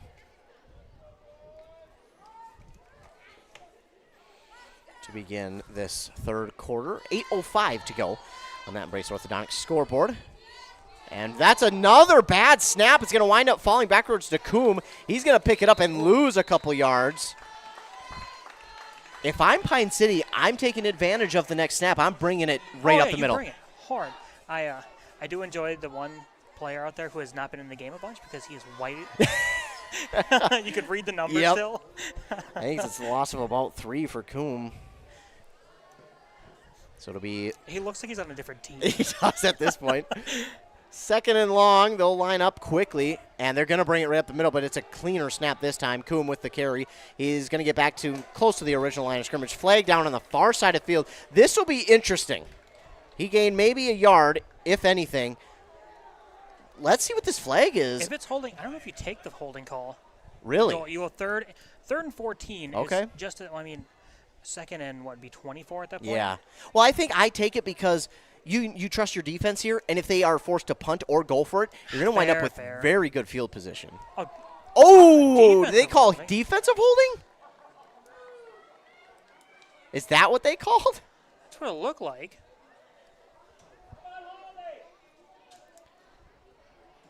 It's just like the NFL. I don't understand how you can hold on a run play on defense. That doesn't come with a first down charge, does it? We'll see. I forget. It's called so seldom. Yeah, they called it on the two dueling outside of the play. I just don't understand how you can get a holding call on a run play on defense.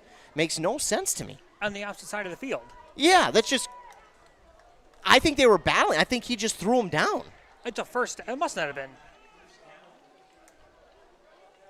What? It must not have been defensive holding. No, it definitely was a personal foul because they're Yeah. moving it 15 yards.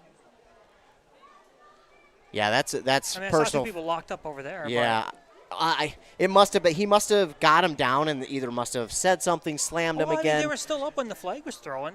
I think it They was were before locked- that. No. I think that's what it was.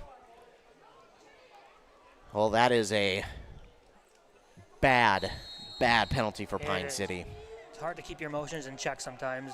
Well, they will now be on the Dragon side of the 50, but here comes Pine City. He's going to get by. Oh, what a good job. And then, no way. Are you kidding? This cannot be on the defense if that's on the tackle. It can't be. It's got. If anything, that's on the running back. Yeah. Into the guy's stomach. That's spearing. Okay. So they're going to get it on the Rockridge Wolverines. Yeah, everyone was clamoring because it came out after the tackle. Yeah. And this There's place was no about to way. erupt. But they, again, called it a blindside block, so we must not be seeing something. That or they're just calling it wrong. I don't know. Or maybe that's what it is. I don't know. No, 'cause I know it's Woo. the newer, and they're back to where. They're back to where that last play was. Yeah. To where before Pine City's penalty.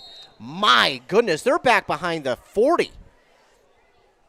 Whoa. But yeah, no, that's leading with helmet. That's not blindside or anything. They're going like to go with that. the similar play. This time run up the middle for the quarterback, and he's going to get all of it back. But about two. They're going to get a horse collar tackle, I believe. Yeah. Sloppy play these last few plays for Yeah, both gonna- sides. I'll wash the flags after this. And, for Pine City, this might be bigger than the one that put them Oh, this is in the way plus bigger. 50.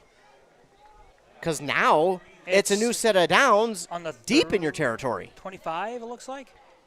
And despite what he just picked up on the run, Yeah. it was going to be second down and long still. Yeah, it was second in, would have been 11. I think, 11, 12, something like that. So you still got him in second and long, and now all of a sudden you shooting keep yourself in the giving them foot. momentum. So Pine City's got to clean it up here. And I think that comes with reaching tackling, though, Oh, yeah, unfortunately. it does. Being a little bit out of position. And it's not like they're playing bad No, defense either. they're not. The majority of the yards on this drive has come from penalties. Yep. It's got Actually, I think all of it's been penalties. 45 yards worth. Coombe will actually get the Wildcat snap. He's on the sideline, and we're going to get a flag here for a late hit, are we? No. Okay, good, because it was on the sideline, and he slipped out of bounds. So Gain of about, 5? something like that. So they went with Coombe with a direct snap there. Meanwhile, second quarter, Vikings and Lumberjacks over there in North Branch, 22-16. Vikings with the lead. Yeah, it's a gain. Well, more or less 6 there for Coombe. It'll be second and 4. And is that Coombe in the? Yeah, it is. It's Coombe in the Wildcat once again. And is that the quarterback in the slot there? I think it is. So interesting. And they'll give it to the fullback this time, and he's going to get a good chunk near the first down. He will. It'll be a gain of 5 and a first for Boschi. Gain of 5, new set of downs for Rockridge. Now, we haven't seen this quarterback go out for a route. So if I'm Pine City, it's not that I'm disrespecting his ability, No. but I'm not as worried. I'm focused on these two right here. They're going to actually throw it to him. Well, the announcer jinx in why'd full you have to effect say there. something? And nice stiff arm, too, and he's going to pick up nearly Almost a the new set of first. downs. You can blame me. He's had to say something, huh? I'll take full blame that time. That is all on me. And he's going to gain 9. I wonder if they'll keep Kuma's quarterback now because his passes have been more on point. Yeah, that's very good observation because that was pretty darn accurate. Well, actually, spot him back a yard. Running to the right. 2nd and 2. Cut up. Back And out. Coom is he's been their playmaker tonight, and they're just now giving it to him and saying, hey, just kind of carry us right now. He'll be taken down inside the 10. Where will they spot him? At about the 8. It's a gain of 9 there for Coom, and it's first down and goal inside the Rush City Auto Red Zone. They have 2 locations. The one in North Branch is called Standard Auto and Classics. 2 locations means 2 lots of quality used vehicles. Visit rushcityauto.com to see all the inventory. Same formation, except this time a man in motion left to right. They'll fake the give there. Coom up the middle. He's got room to run. He breaks the tackle, and he is short. Down at about the, 1? Gain of 6. And now we've got a whistle. That's not a soft flag.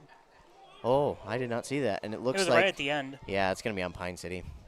And because he was heated and went into the end zone. And personal foul penalty too. Well, now all of a sudden frustration coming out for Pine City. I mean, it's not going to be a big yardage penalty. No, but if you're Pine City, it still hurts you. You. Take a breath. Yeah, it still hurts you I don't know if because it's worth it to take a timeout. No, I mean, you're essentially at the end zone. But yeah, I don't think now. You definitely come together before the kickoff, and I think calm a bit. Yeah, I think coaches. I think coaches just got to come back and tell them settle down. Man in motion, they'll give up the middle to Bashi. He's not gonna get there. Nice stop by this defense. No gain. You know we played against a lot of big backs in high school. I mean, there were guys 220 plus at times that and this team has just been unafraid. Now, unfortunately, they found themselves a little bit out of position here tonight. Just here and there, and I mean, again, the bigger thing is shooting themselves in the foot. Yeah. And I know things get heated and emotional, but it's hard. Yeah, so it's hard to say don't play with emotion, but play with emotion. Yep. Kuma's been slippery. They've been a little bit out of position on this misdirection. They'll give it. Actually, he'll keep it. And they're going to say he got in. 2 yards out, Coom will score. And that will make it 12-0. Rockridge on top of Pine City with 4:15 to go here in the third. This is other than this. You had them stopped multiple times. Yep. Yeah, and I mean, we saw it. That last penalty on the horse collar just broke the camel's back. back. It did, and that's what led to Rockridge getting into this position, unfortunately, as they will line up to go for 2. It looks like Coom will remain the quarterback, and there's no reason not to. He's been more slippery. Doing everything. Yeah. And, he false start or offsides, I don't know. Either way, that was a good impressive catch left-handed. False start, so. Back him up. So it'll be a longer 2-point attempt. Now will they go with a PAT here? Would you? If I'm Rockridge, probably not. I'd probably go and try and make it that 14, that truce 2-score game, because Pine City still has the offense to get down the field. If they can do after this, they do need to get down the field. There's no more muffing stuff up. This is almost do or die. Yeah. Because of the length of all the drives, the time. So as we look at some of the games going on around. Ogilvy and Carlton Renshaw are at halftime. Meanwhile, they're going to get it. Oh, my. Yep. That is not what you want. Halftime over in Ogilvy. The Lions lead the Raptors 60-0. Here, the 2-point conversion is good, and the Dragons now trail 14-0 on that Embrace Orthodontics scoreboard. Really unfortunate thing that happened there for Pine City. Not so much that they gave up on that play, but a little bit of confusion because of the fumble. Yeah, because, well, I mean, the ball hits the ground and everyone noses on it. Right. And you just slightly lose yourself in coverage with it. Believe it or not, that was only the first drive for Rockridge here in the third. Felt a little bit longer. There's so much that happened in it. There was a lot that happened there. It's like a full quarter's worth of penalties, plays. So we essentially it was a full quarter of it. It's 4 minutes left. Yeah. Keep you up to date. We'll give you an update from Mora now. Mora trails 2 Harbors, 26-0 at half. Our game moving along swiftly, which at this point might hurt them. It might hurt the Dragons a little bit more because of the fact that now time, like you said, is becoming an issue. Yeah. And there's no quick drives right now going on. No. Although Rockridge, after that big penalty, kind of put it together. Coombe will look to kick it away for the Wolverines. Here's the boot, and he'll go short again. Kind of up to one of the up backs, and nice grab up past the 40. He's still grinding to the 50. It helps short fields. Yeah, it'll be just short of the 50, but nice return there, and beautiful job picking that one up, and Asa Schwarzbauer. Fielding it good. Yeah. So Dragons will start at the... Almost dead on the 50. Yeah. Yeah, right on the 50. That's where he wanted to go down anyways. Yeah, exactly. So they'll start right at midfield, will the Dragons, for this second possession of the third quarter. 4:09 to go. Do you come out and fling it hard right away? That or you go with a trick play to try and get something chunk downfield because, like you said, you gotta get in. You gotta get inside the 20 at the very least. So they will go gun. So if this is any indication, you're gonna send a man in motion left to right. The snap is up the middle, and not much doing, but you pick up yards, and you're happy with that. I didn't quite see who got the carry. Is that Dens? We'll go with Dens. That's Mr. Muddison again. Yeah. Gain of 2 for Dens. Dens so far tonight has the most carries, but it's been Sam Johnson who's been kind of the most effective based on average-wise running the ball. And I brought it up the first game, but they're doing more out of just under center, and I wonder if it's throwing things off a little bit too, because it seems like they want to be out of gun, but the games I've been around, they haven't been able to. Right. I do like the fact that they're switching it up, who's getting the carries. Man in motion again, left to right. They're going to keep it with Sklzacek. He's got some room to run. Good open field tackle again. Looked like he was trying to follow his blockers, and that almost kind of hurt his yardage a little bit because he slowed up. Yeah, he had to slow down, and that's what allowed the defender to get there and make the stop. Still a good gain of about, what is going to be 5? Yeah, right around there. So Sklzacek with a gain of 5. And it'll be 3rd and 3 now.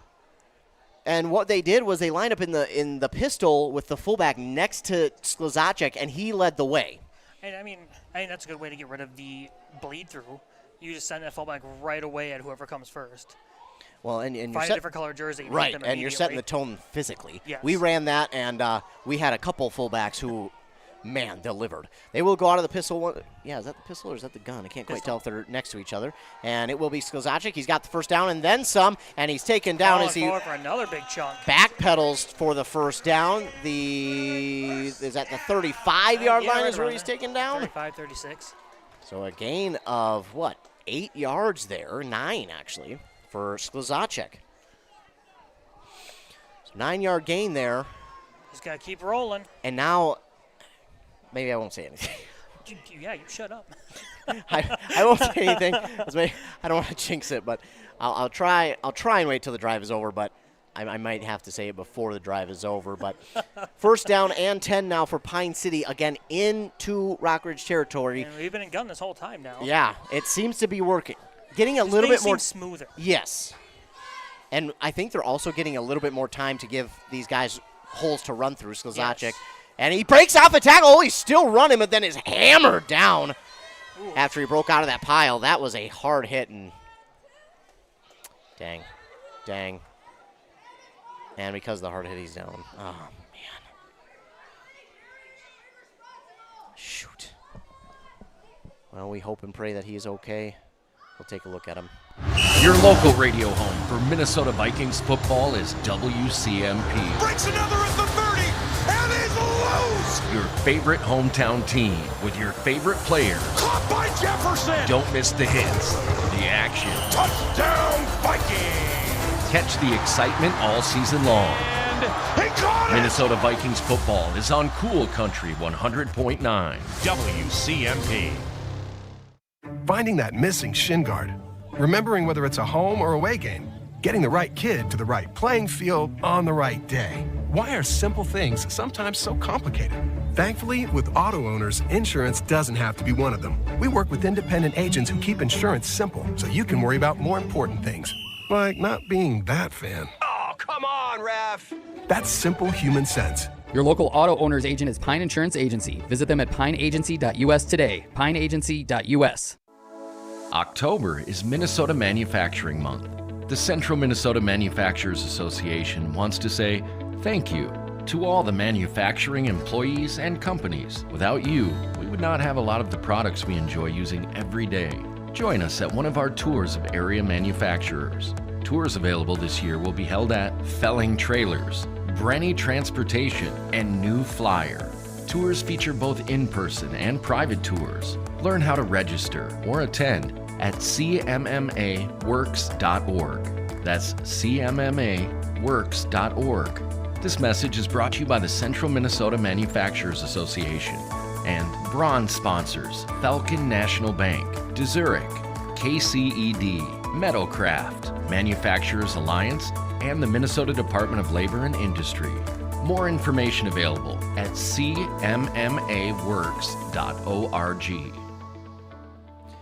Back here on WCMP, Sklzacic was able to get up under his own power and walk to the sidelines. He is upset. We are taking a look at him, so hope and pray that he's all right. Meanwhile, it is 2nd down and 7 now for Pine City. That means, I believe, Dens will be back at the quarterback spot. Darian Hall into the game at another running back spot for Pine City. Man in motion, and they'll give it on the jet sweep, trying to cut it outside. He cuts it up the field, tries to spin, and then is pushed backwards, but he'll get forward momentum. On the carry that time was number 10, Mitchell Norton. And, oh, they're going to say he only gained a nothing? No. Okay, About a yard. well, a yard. I thought he had more than that, but I guess not. Now, we have seen Dens pass, too. Yes. So, I mean, I don't think it's a full chop-off part of the playbook here, but... So it will be about 3rd and 6, and yes, Dens pretty effective in the pass game last year, his first game back. I'm sure he'd like to get back into the swing of things right away, so we'll see if they decide to do that, or will they try and power run up the middle again. 2 receivers left, 1 right for Pine City. They are still in shotgun, so they are deterred. Dens will take the snap. It looks like he's going to roll. There is just a whole lot of, well, muddy jerseys. He's going to chuck it deep. He's got him. Oh, my goodness. Oh, man. If it wasn't muddy, that's a touchdown for Pine City. Oh, my goodness. Put it beautifully there. That was a great throw by Dens, and the tight end there, Grant Haverhalls, I mean, great play by both sides. High pointed and everything. Yep. And, again, if it hadn't rained as hard as it did and the ball's a little drier, probably a touchdown.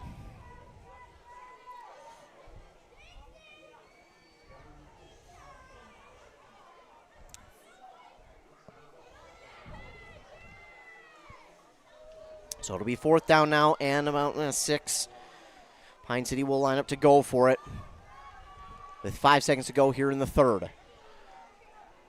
Dens will take it himself. Got room to run. He's going to come up short, although he carries that pile forward. But going to come up about 2 yards short, so a gain of 4, but he will be short. And it'll be a turnover on downs, and that will do it for the 3rd quarter play. Only 3 possessions, 2 for Pine City, 1 for Rockridge, but now it is the 4th and final quarter of play, and Pine City needs. Do or die. Yep, it is. So we'll be back after word from our fine sponsors here on WCMP. Hey, Mark, I spent about $3,500 on heating this last winter. Whoa, sounds like you need to switch to a central boiler outdoor wood furnace like I did. A wood furnace? That sounds like a lot of work. No, not really. I have my wood delivered, and with a large firebox and a central boiler outdoor furnace, I usually just fill it once a day. Whoa, that sounds great. I heat my domestic water, garage, and I'm saving a ton of money every year. Well, where do I get one? Northland Boiler Sales is your local central boiler sales dealer. Visit northlandboilersales.com. Arrowhead Transit, your community, your ride. Arrowhead Transit is proud to support this station and bring you reliable public transportation in your community. Whether you need to get to work, school, or the doctor's office, our friendly drivers and comfortable buses are here to serve you. We're committed to connecting communities and making transportation accessible for everyone. Arrowhead Transit is your community partner in getting around. Arrowhead Transit is a supporting sponsor of the station and is dedicated to supporting our local communities. Back here on WCMP 106.5 FM, it was a turnover on downs to end the third quarter. But here's the situation. Coombe is in at quarterback, and that seemed to be effective, and he'll continue to be that Wildcat quarterback. He slips a tackle and then is wrapped up quickly. Nice tackle there. Now that's Muddy McMutterson. Oh. Wow. Can't even see the number by one of the defensive linemen out there. It's one of those guys on the D-line. My goodness. So that's either Dwyer, Denz, or Zemek. One of those guys. Or McKellar, Johnson, Hogberg, or Moore. One of those 7 guys. Someone up front. Yeah. It's only a gain of 2 there for Coombe. And it's 2nd and 8, man in motion right to left. They won't do anything but decoy. He'll keep it himself off the right side of the line. Breaks off of one. No, he actually is wrapped up. I thought that his blocker was him. He is taken down. Oh, they're going to give him a yard. What you got to do? Play good defense. Oh, they actually gave him maybe an extra yard and a half. Yeah, it's about they're still moving it. 3rd and 5. Yeah, it's now 3rd and about 6. 6, I mean, yeah. Yeah, wow. They kept moving forward. I was like, when are you going to stop? Yeah, I think you're right, though. I think that's closer to 3rd and 5. Well, Pine City needs a big stop here. 3 receivers left. A bunch of decoy calls over there by some of the students. I like that, though. I enjoy that. Coombe will take the snap, and he'll just roll out. He will look to throw. He's got a man underneath, and they wrap him up. He's going to be short of the first down, but not short enough to not go for it. That's, I think, the quarterback who made the catch. It's going to be 4th and 1.5. I mean, if they stop him here, they're deep in territory. Would you punt? No, if I'm Rockridge, I'm not. So a gain of about 5. And it'll be 4th down and 1. If I'm Pine City, I'm sending absolutely everyone. Gotta have alley discipline. I don't think they pass here. You got to know that Coombe's taking it himself. Yep. Or do we get a false start or a timeout? Timeout. So the first timeout called of the second half is called by Rockridge. It'll be there first. We'll keep it here. If you're going to send the house like that, you got to make sure you keep those gaps. And that's something we haven't seen a lot of tonight. Pine City has not brought the blitz a ton. No, well, I mean, they've gotten pressure without it. But I think you're right, and at this point, you got to be aggressive. I think so here, especially 4th and 1. But the timeout here makes me think that there's going to be a little bit of misdirection. Pine City has not been able to solidly navigate it very well. Navigate the misdirection. So I think we would probably see a little bit of misdirection here from Rockridge out of the timeout. As they talk it over, we'll get a chance to look at some of our scores from around the local listening area that are on the airwaves tonight over on 95.5 FM. Still 26-0. Mora and 2 Harbors going at it. And over in Ogilvie, it was kind of ugly at the half, and it still remains ugly. 68-0, third quarter. Don't like to see that. They're in shotgun. Keep. They got him. They got him. They got him in the backfield. That's a great tackle there by Blake Zemek in the backfield. That's how you do it. He lost about a full 2 yards. Where has that been all half? There we go. And you're deep in the territory. You can get a quick score here. It might be a tide-turning play there for Pine City. Momentum. That was a tremendous play by Blake Zemek getting in the backfield. 1st and 10, Pine City on the Rockridge 36-yard line. Wow. That is the defense we've been looking for. What a great stop. And now offense will get back to work. I can't tell if if Sklezacic is back out there. They try to go with the receiver screen. Kevin McKellar breaks off a couple, and he holds on to the ball, more importantly, but he maybe picks up 2. And I think that was Denz who threw it. I believe so. And McKellar on the catch. So Denz's pass goes for about 2 to McKellar. 2nd and 8.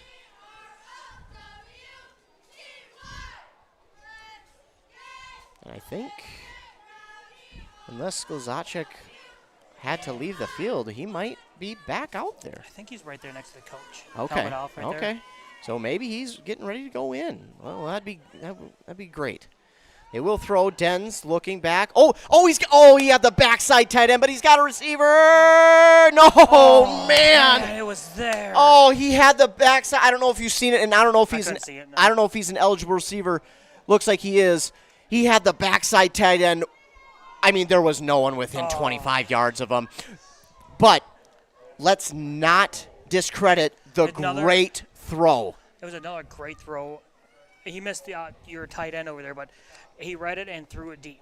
He's not afraid to throw it out there. No. And he's been putting them where they need to be. And other than it just being long, it was accurate. Yeah. If he hits him in stride, it's 6.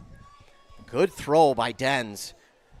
Yeah, there was too late Showing to this get. kind of offense is you can win quick with Yes. this. All it takes is one of those. And he's had 2 that have been there. Right. If I was smart enough, I would press the replay because, yeah, he had this tight end kind of leak out the left side, and there was just no one around him. So they will go shotgun again, 3rd down and 8, 2 receivers right there. Well, they're going to throw it behind the line by a ways. He breaks off of 1, but there's nothing doing that time. I'm not sure if they were hoping to get some more guys out in front of them, but that just didn't happen there. Yeah. Gain of about, might give him 2. Is that Sam Johnson? I don't know. It's getting worse. It is. I think it is Sam Johnson who made the catch for 2. So 4th and about, 7? 6.5, 7? Yeah, we'll go with 6. So another 2 yards, and this is 4th down. If you're Pine City, it doesn't matter. You have to pay it off. Yeah. The big play. So, I mean, if you don't, it's not over, but it's going to get twice as hard. Denz from the gun will take the snap. He'll roll out to his left. He's got lane. Go, Denz, go. Oh, he then stops, decides to throw. Oh, my goodness. You can't blame him too much because that's the right play. But I think in this environment, in this atmosphere, you just take it and run. You have to. You have to. It's too muddy. Throw again, on the mark. And again, unfortunately, as a coach, you got to go back to the receiver and say, yeah, you have to make the catch, but you got to catch it. But I think in that situation with the field the way it is, I think you have to take off with it just to not risk what just happened. No. That is a tough one. And you can't blame either of them. They're both trying to make a play. Again, like you said, I mean, that's the right read. You throw the ball, but tough situation. Man, that hurts. I mean, it's almost back-to-back. Yeah. It's there. Coombe will roll out to his right. He'll look to throw. He will throw, and that is dropped, incomplete. Well, that will help. That'll keep the clock stopped for Pine City. 8:07 left. Yeah, on that Race Orthodontics scoreboard, I mean, 14-0. they've shown they're not scared to throw it deep. So right. You do have almost an option of quick score. Brace Orthodontics will do all the insurance heavy lifting for you. If you don't have insurance, ask about financing options. They'll find a plan to fit your budget at embracemn.com. Yeah, you're right. You have shown that ability to go deep, and you've shown the ability to get behind the defense. And just more than once. Yeah. It's there. All it takes is one catch. But now they got to focus defensively and get this ball back. Hume will roll out again. Similar play. Good coverage. And he's sacked! Really big sack there by Pine City! And I do not know who that is. Can't quite see the number. I don't expect to really get a good look at it. Well, that might have been, is that Hogberg maybe? I can't quite. Tell. Yeah. Well, it's somebody, and they got a sack, and that is big. Hey, if the offense can't gain the yards, the defense will just push him back. Yeah, why not?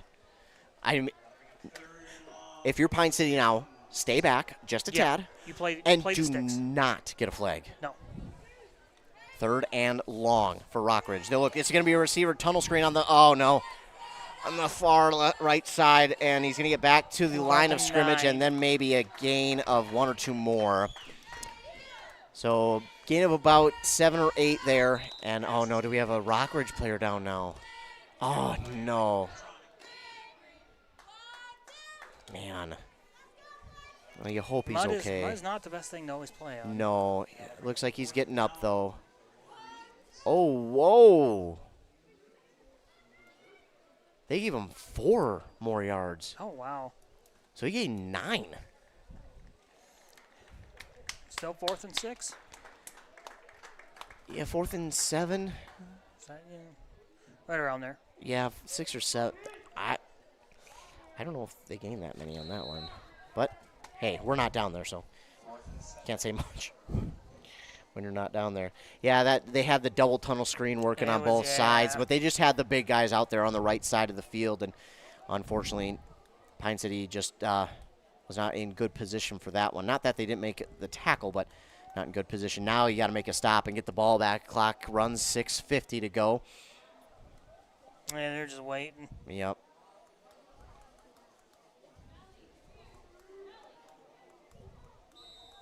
Timeout. Burning clock. Yep. So they'll use 1. And they'll be left with 1. 14-0 on that Embrace Orthodontic scoreboard. Update from North Branch. The Vikings lead the Cloquet Lumberjacks 30-16. So we've got some really good games going on in our local listening area. Some are a little bit more lopsided than you'd like to see, but this one, one of the closer ones, one of the better ones of the night, in my opinion. And I think no matter the outcome of this one, win or lose for Pine City, you're going to look back at the missed opportunities. You're going to look at shooting yourselves in the foot. Yeah. You've given up too many yards through penalties, and you've been there, and you're not out of it. Is right. The thing. Yep. And I don't know about you, but I don't think there's anything more frustrating than having someone burn the clock on you. Yes. That is, there's nothing more irritating. satisfying and less satisfying at the same time. Yep. 6:41 to go. They're gonna punt. Well, they'll line up to punt. Fair. If I'm Pine City, I'm paying full attention to the fake. And they will punt. I kind of thought so, but you're paying attention to the fake. Nope. Oh, late decision to go. And just burning out back there. Unfortunately, spinning the wheels. Nothing he can do. Not quite sure who got the return. I think it might have been Evan Denz. And they will take over in the... As the Wolverines, do you just play back now? I mean, you can't give up the middle, but... I don't think so, because I think Pine City's still going to try and run the ball, so I think you stick with your defense. Because, I mean, for Rockridge, it's been working. Yeah. So, ball spotted somewhere past the 35. It looks like maybe the 37? Yeah, I agree. About the middle of it? We'll go with that, yeah. There Somewhere used to be a line there. Used to be. In fourth quarter, we'll get a player on late for Pine City. We're going to have to probably hurry to the line here. 6:28 to go, fourth quarter. We'll have to get out of this huddle quick because got on late. Pack Judge hasn't put the hand up yet, so they still got time. They will line up in the gun. And Denz takes the snap. He'll roll out to his right. Oh, he's got a man again, one-on-one. And, well, that came up well short. That was a throw. It definitely looked like it was died going in the air. Yeah. Definitely looked like it was going to go longer. I think Pine City's asking about a flag, possibly. Oh. Looked like Coach was pretty animated about something. Didn't quite see it. I was looking at the rollout and throw, but he was adamant about something there, so that would be interesting to see what he was There wanting. isn't more wind anymore, by the way. There isn't, Trying to look at the okay. flag. Well, whether that plays better for Pine City, I don't know, but definitely doesn't hurt. No. They line up shotgun again. Man in motion, right to left. Oh, a high snap. He brings it down. Ooh, that did not look good. That, Squished. yeah, he also slipped kind of backwards. It is not good all I mean, around. they're in about the muddiest part of the field. Yeah. Just a big soup bowl out there. And that is no gain for Dens that time. So it's 3rd down and 10. It's obviously 4-down territory. And if you don't get it here, you hate to say it, especially when there's time on the clock, but more than likely could be your last possession and or one of your last opportunities to try and get back. 2 receivers right. Quarterback under center. Man in motion, right to left. They're going to toss it out to the right here. Oh, nothing There's doing. nothing. Nope. Loss of about full 3 yards for the running back.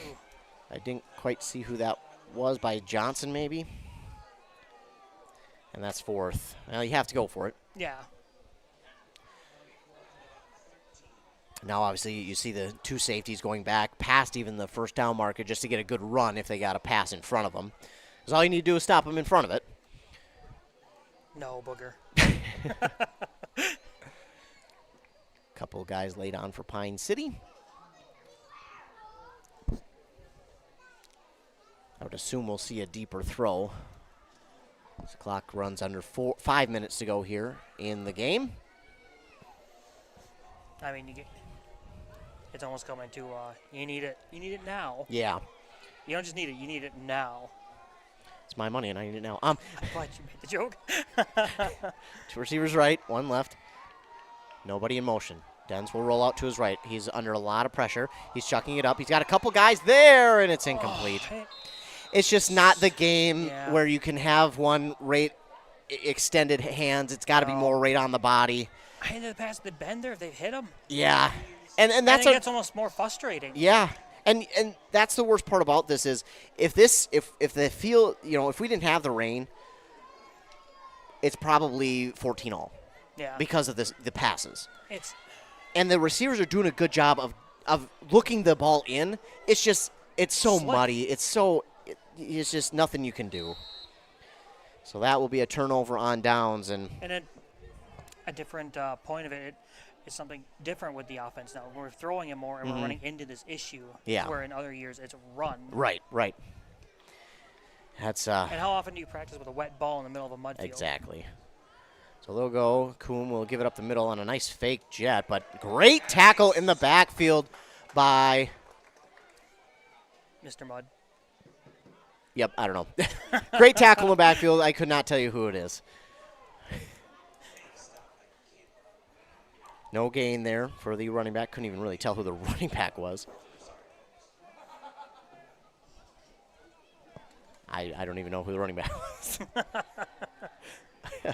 I couldn't tell. Maybe 15? I don't know. It's somebody. Somebody on their side took a ball and ran it.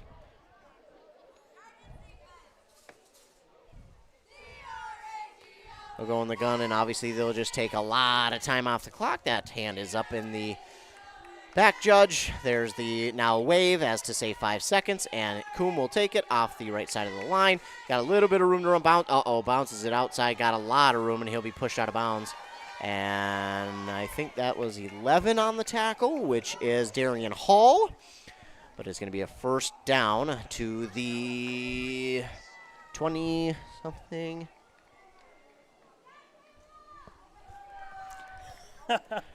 So can't quite tell where they're spotting the ball. I think that somewhere on the field. Maybe that's about it too. That's about all we can tell. Looks like maybe right at the 20, or the maybe 23. Something like that. First down, nonetheless, from Coombe.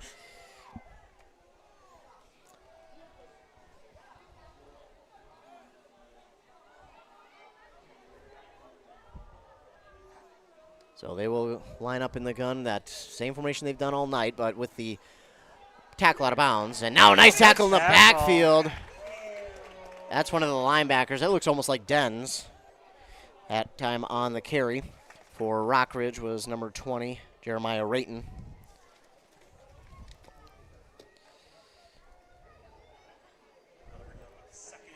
And loss of about a full 5 there. So it'll be second and long, and obviously Rockridge in no hurry.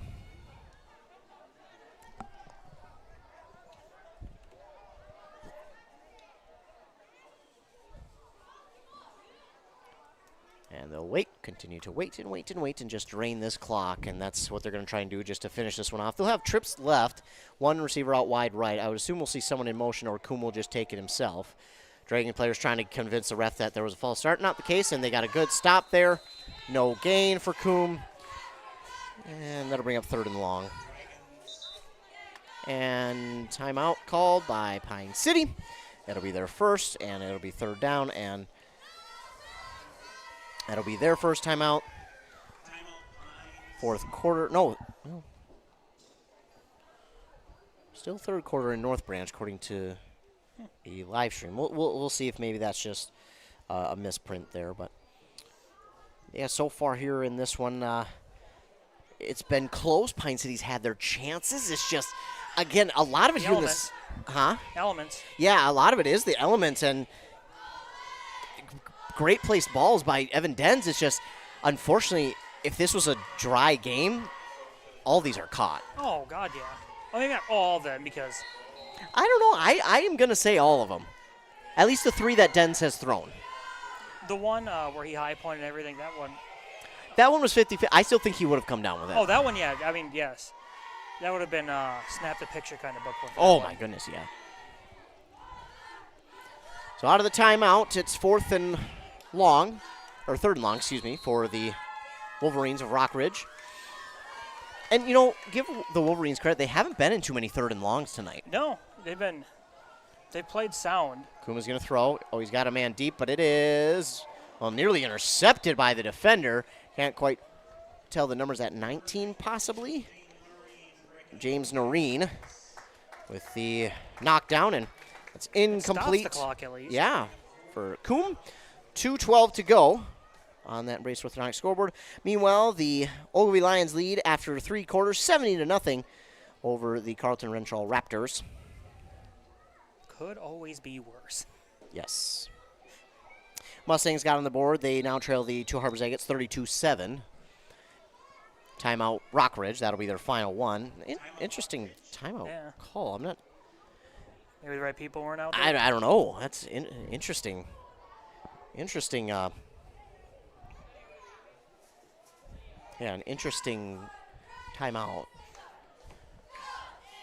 An update again from Mora, 32-7. They're in the fourth quarter. Andy Beckstrom over on that call in 95.5 FM.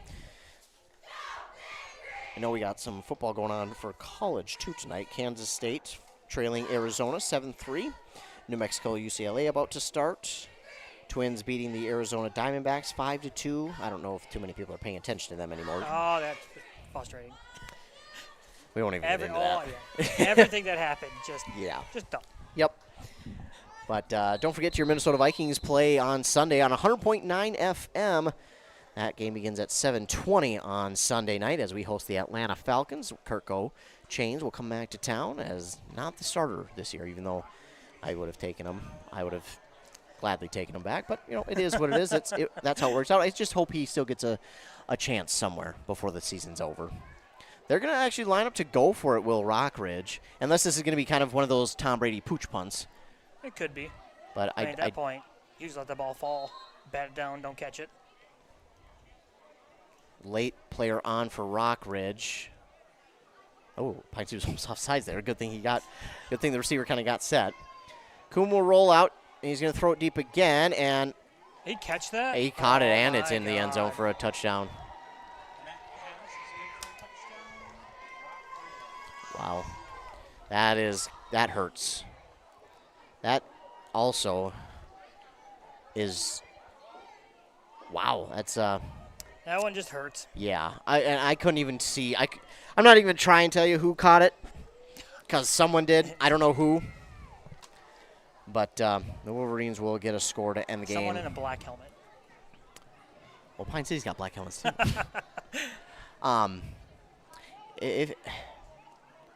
hate to say that there might be some animosity post-game because of that, but if I'm Rockridge, you don't really need to do that there in that situation. I mean, you but were going for the first down, and that one's incomplete, so it will stay 20-0. you go for the first down, but almost inconsequential. You caught it. You're not going to not go to the end zone. No, but I mean, I guess it depends. But now fog rolling in.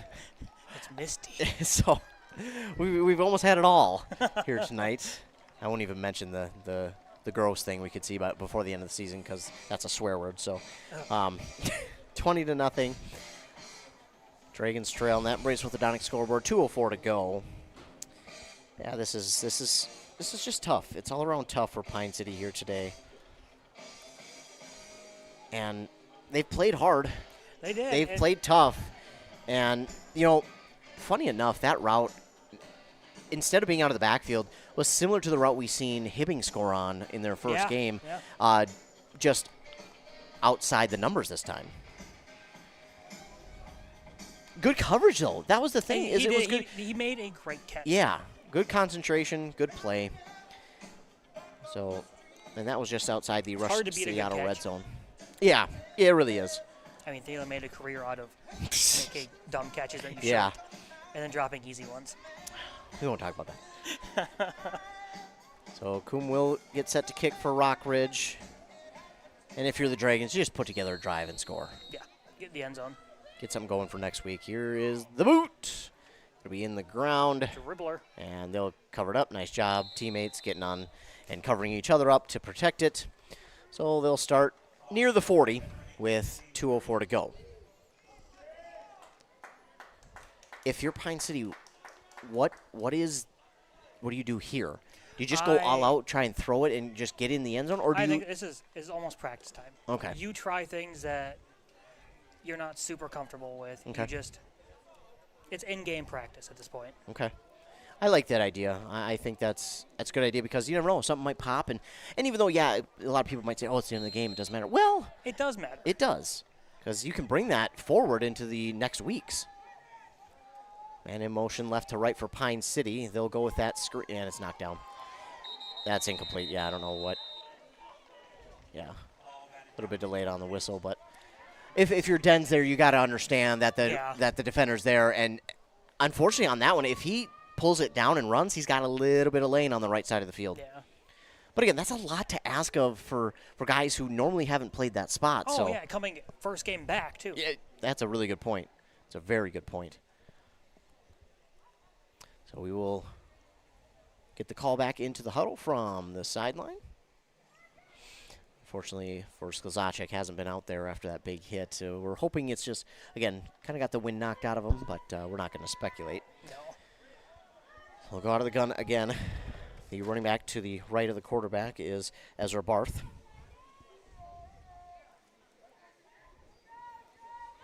Takes the snap. And, just run with it. And breaks off of one.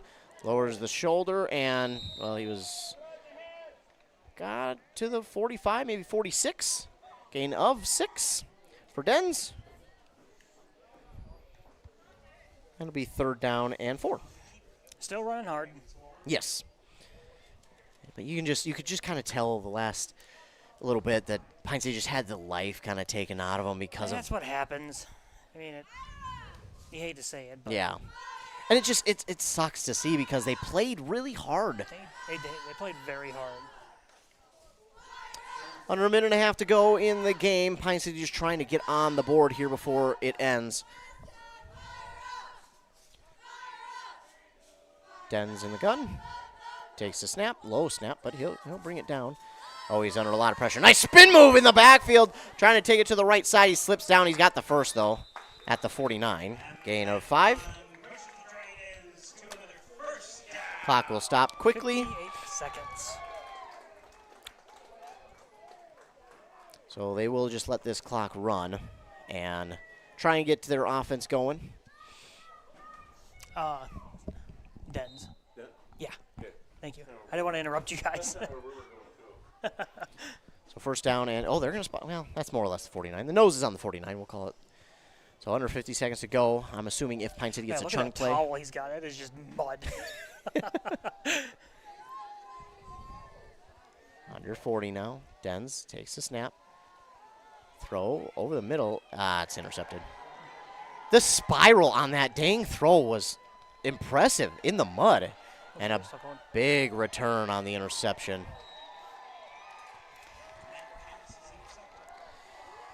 Big return. But you're hoping Rockridge is just going to take a knee because that. I mean, if you don't take a knee now, it's. If you don't, that's going to be insult. That's some mean names.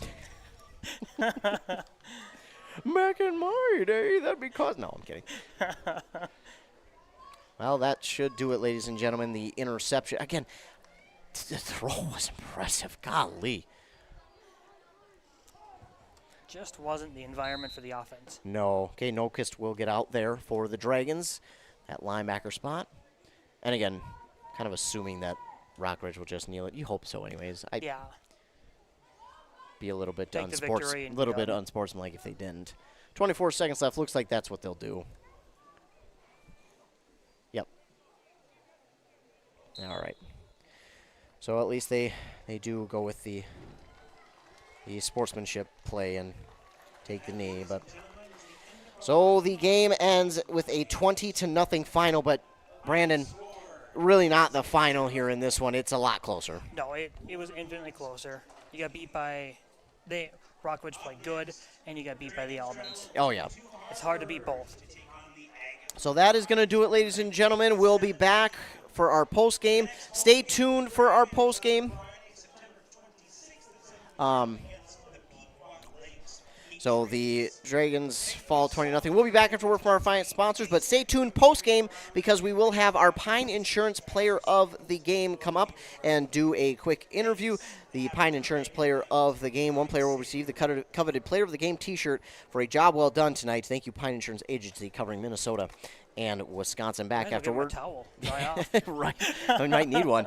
Back after word from our fine sponsors here on WCMP. Kettle River Pizza, the handcrafted pizza made locally in Ask Cove, Minnesota. Always the highest quality ingredients. Pizza that is consistently great tasting. A true crowd pleaser. 16 varieties to choose from. Enjoy the classics like pepperoni, pepperoni sausage and supreme, to the unique tastes of hot Hawaiian, taco, buffalo chicken, and chicken Alfredo.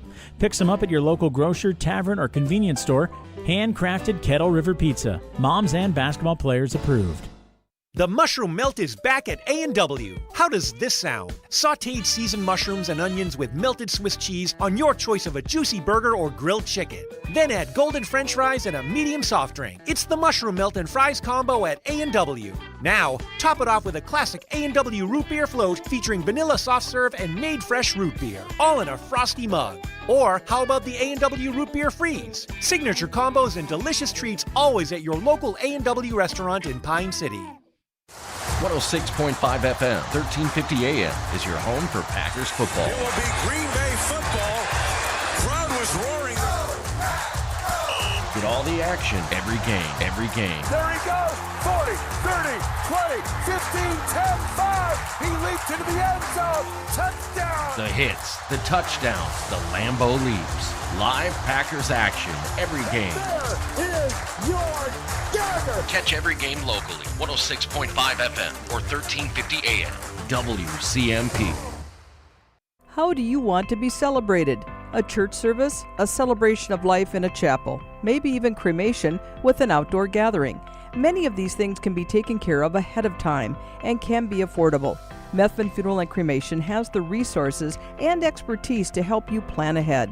Learn how you can make the decisions now that will make things easier for your family in the future. Methvin Funeral and Cremation in Mora, Hinckley, Isle, and Sandstone. Or find them online at methvinfuneralhome.com.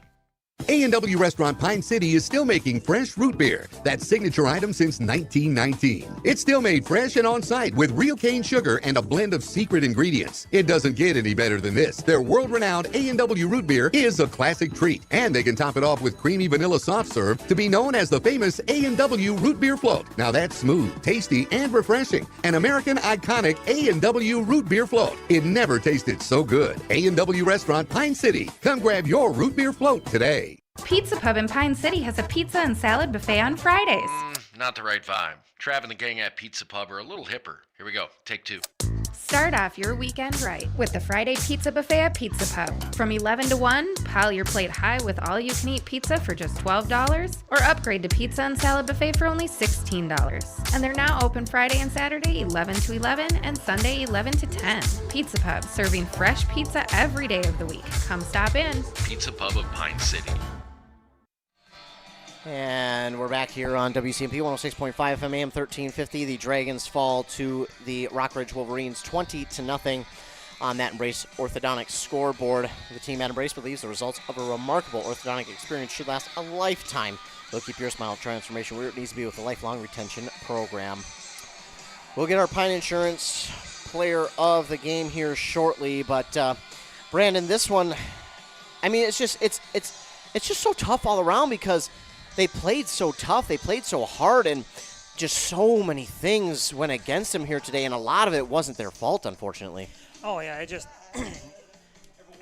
a rough game. That's all you can really say. I mean, I think there was things there. The passes were there. There were running lanes at times, but flags, the elements. Rockridge played good. They played solid. Coombe had a great game. Yes. Some nights it's just not your night. Yeah, and that's unfortunate. Again, you mentioned it, and we'll mention it again, and we don't mean to beat a dead horse, but the elements, it's just, the elements. It's sloppy football. Yeah, just destroyed what Pine City could have had going tonight. You take the rain out of it, I think Pine City wins this one. Well, I mean, you look at last week, 85% completion and all that came with that, and what do you change? The weather. Right. Not saying they would have had 85 back-to-back. Right, That'd be wild, but it would have certainly helped. Yes. Would have certainly helped. And, 5 of 16 passing, 7 yards. And unfortunately, the offensive line just struggled against this Rockridge D line. There was a lot of pressure getting there quickly, and the rollout was not as effective tonight. Sometimes it just comes with a sloppy field. Sloppy field, you can't get good foot. You can't move quick. You can't do quick. Yeah, and it's really unfortunate. Pine City, they're going to win a few games this year. Yes, they're going to win. They definitely will. They will, and they're going to the play. I can't wait for the playoffs because I think they're going to make some noise in the playoffs. So we will. I think they will too. It's you generally in the playoff time, you're not going to have any. You're not going to have a super sloppy rain game, generally. Right. Now it's going to be a super sloppy game, but... right. So I'm not going to wood. So we'll keep it here as we...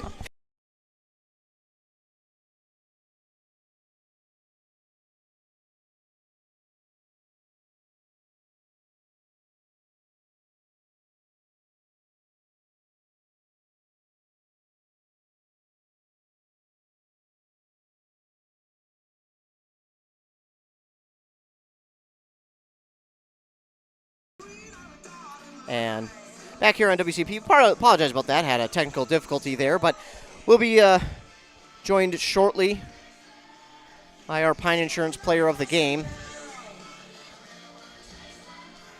I believe so anyways. We're trying to figure that out. But, yeah, for Pine City, it's just, you just can't say how frustrating it is because of how this game went, and it's really unfortunate for Pine City. So we're now going to be joined by our player of the game in Evan Denz. Muddied up and all. You don't have to put this on, of course. You can just hold it. We'll get it taken care of afterwards. So, yeah, just hold like that and speak into there. Oh, sorry about that. So, Evan Denz, thanks so much for joining me here post-game. Yeah, of course. This the elements kind of played a factor here tonight. You guys' offense just kind of couldn't get going the way you guys wanted. Yeah, I mean, we tried our hardest. I mean, we did everything we could. Just need to work on our block, and, that's probably the biggest thing. And we just need to keep moving forward and change a few things and get better from there. So. Yeah, and tonight, this is your first game back this year. What did it feel like to get back out on the field? Oh, man, I was just stoked to be out here. I mean, I was feeling terrible letting my team down for doing stupid things, and I definitely learned my lesson and coming out here trying the best I can. Absolutely, and you and Sklzacic kind of split some time there at quarterback before, sadly, Sklzacic went out. But what was it like to get back out there right away and see the success you guys were having together? It was awesome. I mean, the start of the game, we were moving the ball, and, I mean, we just need to keep doing the same thing. It sucks that we didn't get the conditions we wanted, but, I mean, we tried the best we could. You came into quarterback last year, a position that you didn't play. Yep. You stepped in really well. You stepped in tonight, and I thought played really well. You're not a quarterback, but my goodness, the passes tonight from you were on point. I got to imagine that it's one, frustrating for you because of the elements, because the passes that were incomplete would have definitely been caught in a cleaner game. Yeah, absolutely. I mean, if we had the conditions we wanted, the whole game would have been different. I feel like we probably might have took the dub, You never know, so. That's kind of the consensus up here, is that this would have been a lot different for you guys in a better way. Probably would have got the win had the conditions been a little bit better for you guys, but obviously both teams have to deal with the conditions. Yeah, yep. So going forward, looking at this team, you kind of mentioned it a little bit on the blocking. What else do you want to see this team work on and get better at? Well, I mean, we just need to get better at everything, like speed. I mean, the effort's there. Everybody on this team is giving 100% effort. We just need to keep striving and working harder towards our goals. So. Absolutely, and the physicality this year has started right where last season left off. It is so impressive. What is it like to see this team bring that physicality? It's amazing, I mean, going out there with everybody has the same mindset as you, wanting to crush people and push them back in yardage. It's amazing. Absolutely. Well, Evan, thanks so much for joining us here tonight. We appreciate it, and good luck going forward. Thank you very much. Have a good night, buddy. Thanks. And we'll be right back after word from our fine sponsors. All right.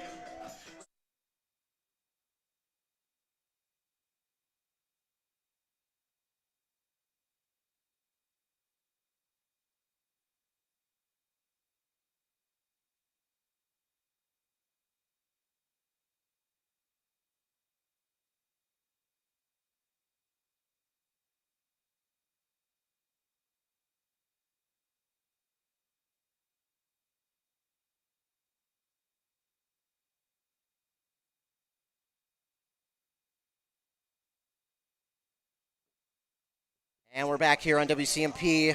Appreciate Evan Dens for joining us here post-game. Again, he missed a few games to start the year, one of the seniors on this squad. And you just heard him. It's tough to miss games. And as a senior who unfortunately missed a game and some games due to injury, it's not easy. It sucks. And you realize how much you miss being out there. And, man, I can't explain enough how tough it is to see for Pine City that this is a game that really would have been a lot different had conditions just been a little bit better.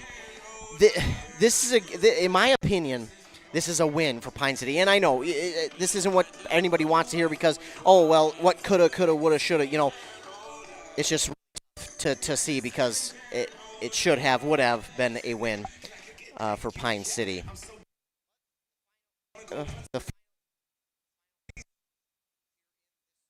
The final here in this one, the Dragons do fall. Means 20-0. The Dragons move to 0-3, and coming up for them here next Friday, I believe they will be on the road, and I'll give you who they will be playing in just a moment, because a better announcer would have been a little bit more prepared. But, so coming up next week for Pine City, they again will play on Friday, and they will play on the road up at Two Harbors. Two Harbors is a really tough team, but there's no reason that this Pine City team can't go on the road and get a win. And then the game after that will be Pequot Lake. So Tough one for Pine City, but they are. This is a team, once they get a win, look out because they might be dangerous. And not might be, they will be. So I appreciate all of you for tuning in here tonight. Thanks so much for tuning in. Appreciate all the fine sponsors who sponsor this and every other broadcast that we do. It is greatly appreciated. Of course, if you want to stay tuned to all things local sports, be sure to tune in to our morning show over on 100.9 FM, Cool Country with Joshua Miron in the morning at 7:45 and 8:45. It's past my bedtime. During the morning show, we will talk all things local sports. Of course, this game, other local games from our listening area, plus regional and national sports. Another way you can stay tuned is this YouTube channel. Be sure to like and subscribe to the YouTube channel. That way, you are notified every time we go live with a local sporting event. If you hit that subscribe button, you'll get the notification. All you got to do is click on it, and it will take you right to the live video. Another way you can stay tuned is on our websites at both KBK and WCMPradio.com. Go there, you can find the links for the games that we'll be covering during the week. That is subject to change. You can find that under the sports tab. Click on broadcast schedule, and you can see the links for the games that we'll be covering. Also, you can find player and coaches interviews on there as well. Also, another way is our social medias, our Facebook and Instagram at WCMP Radio, and then our Twitter at Q Media Sports for all things and more. Be sure to stay tuned for the Pine Insurance Player of the Game pictures as well. We'll make sure to get those up there for you and give them the recognition they deserve. Again, the Dragons fall here in this one to the Rockridge Wolverines 20-0. Really wasn't the final score. Really doesn't signify how close this one truly was. But I appreciate you all for tuning in, and for Brandon Madison, I'm Ethan Game Day Gilman. Thanks so much for tuning in. Remember to be kind to everyone. You never know what someone is going through, and your kindness can truly make their day. Once again, the final, Pine City falls to Rockridge here, 20-0. Thank you all for tuning in. We'll be back to regularly scheduled programming here. Have a great rest of your night and a fantastic weekend. Hey there, Brad from Lee's Pro Shop here. Are you ready to show off that school pride? Lee's Pro Shop is your official letter jacket supplier, and we're here to help you celebrate every touchdown, goal, and win. We got everything you need to create a perfect letter jacket that tells your story. And for a limited time, when you come in and mention this radio ad, you get $10 off your letter jacket. That's right, $10 off. So come in, let's start to tell your story. Lee's Pro Shop, where the passion for sports begins. That concludes our broadcast from WCMP Sports, a Q Media Group radio station, and brought to you in part by local advertisers. For high school sports schedules, scores, and interviews, visit WCMPradio.com. Catch more local live action all season long, right here on this local radio station. Also available via the WCMP mobile app, available for free download in the App Store, and multiple Q Media Group YouTube streams. Thank you for joining us. Now back to regularly scheduled programming. WCMP is 100.9 FM, 106.5 FM, and 1350 AM. Licensed out of Pine City.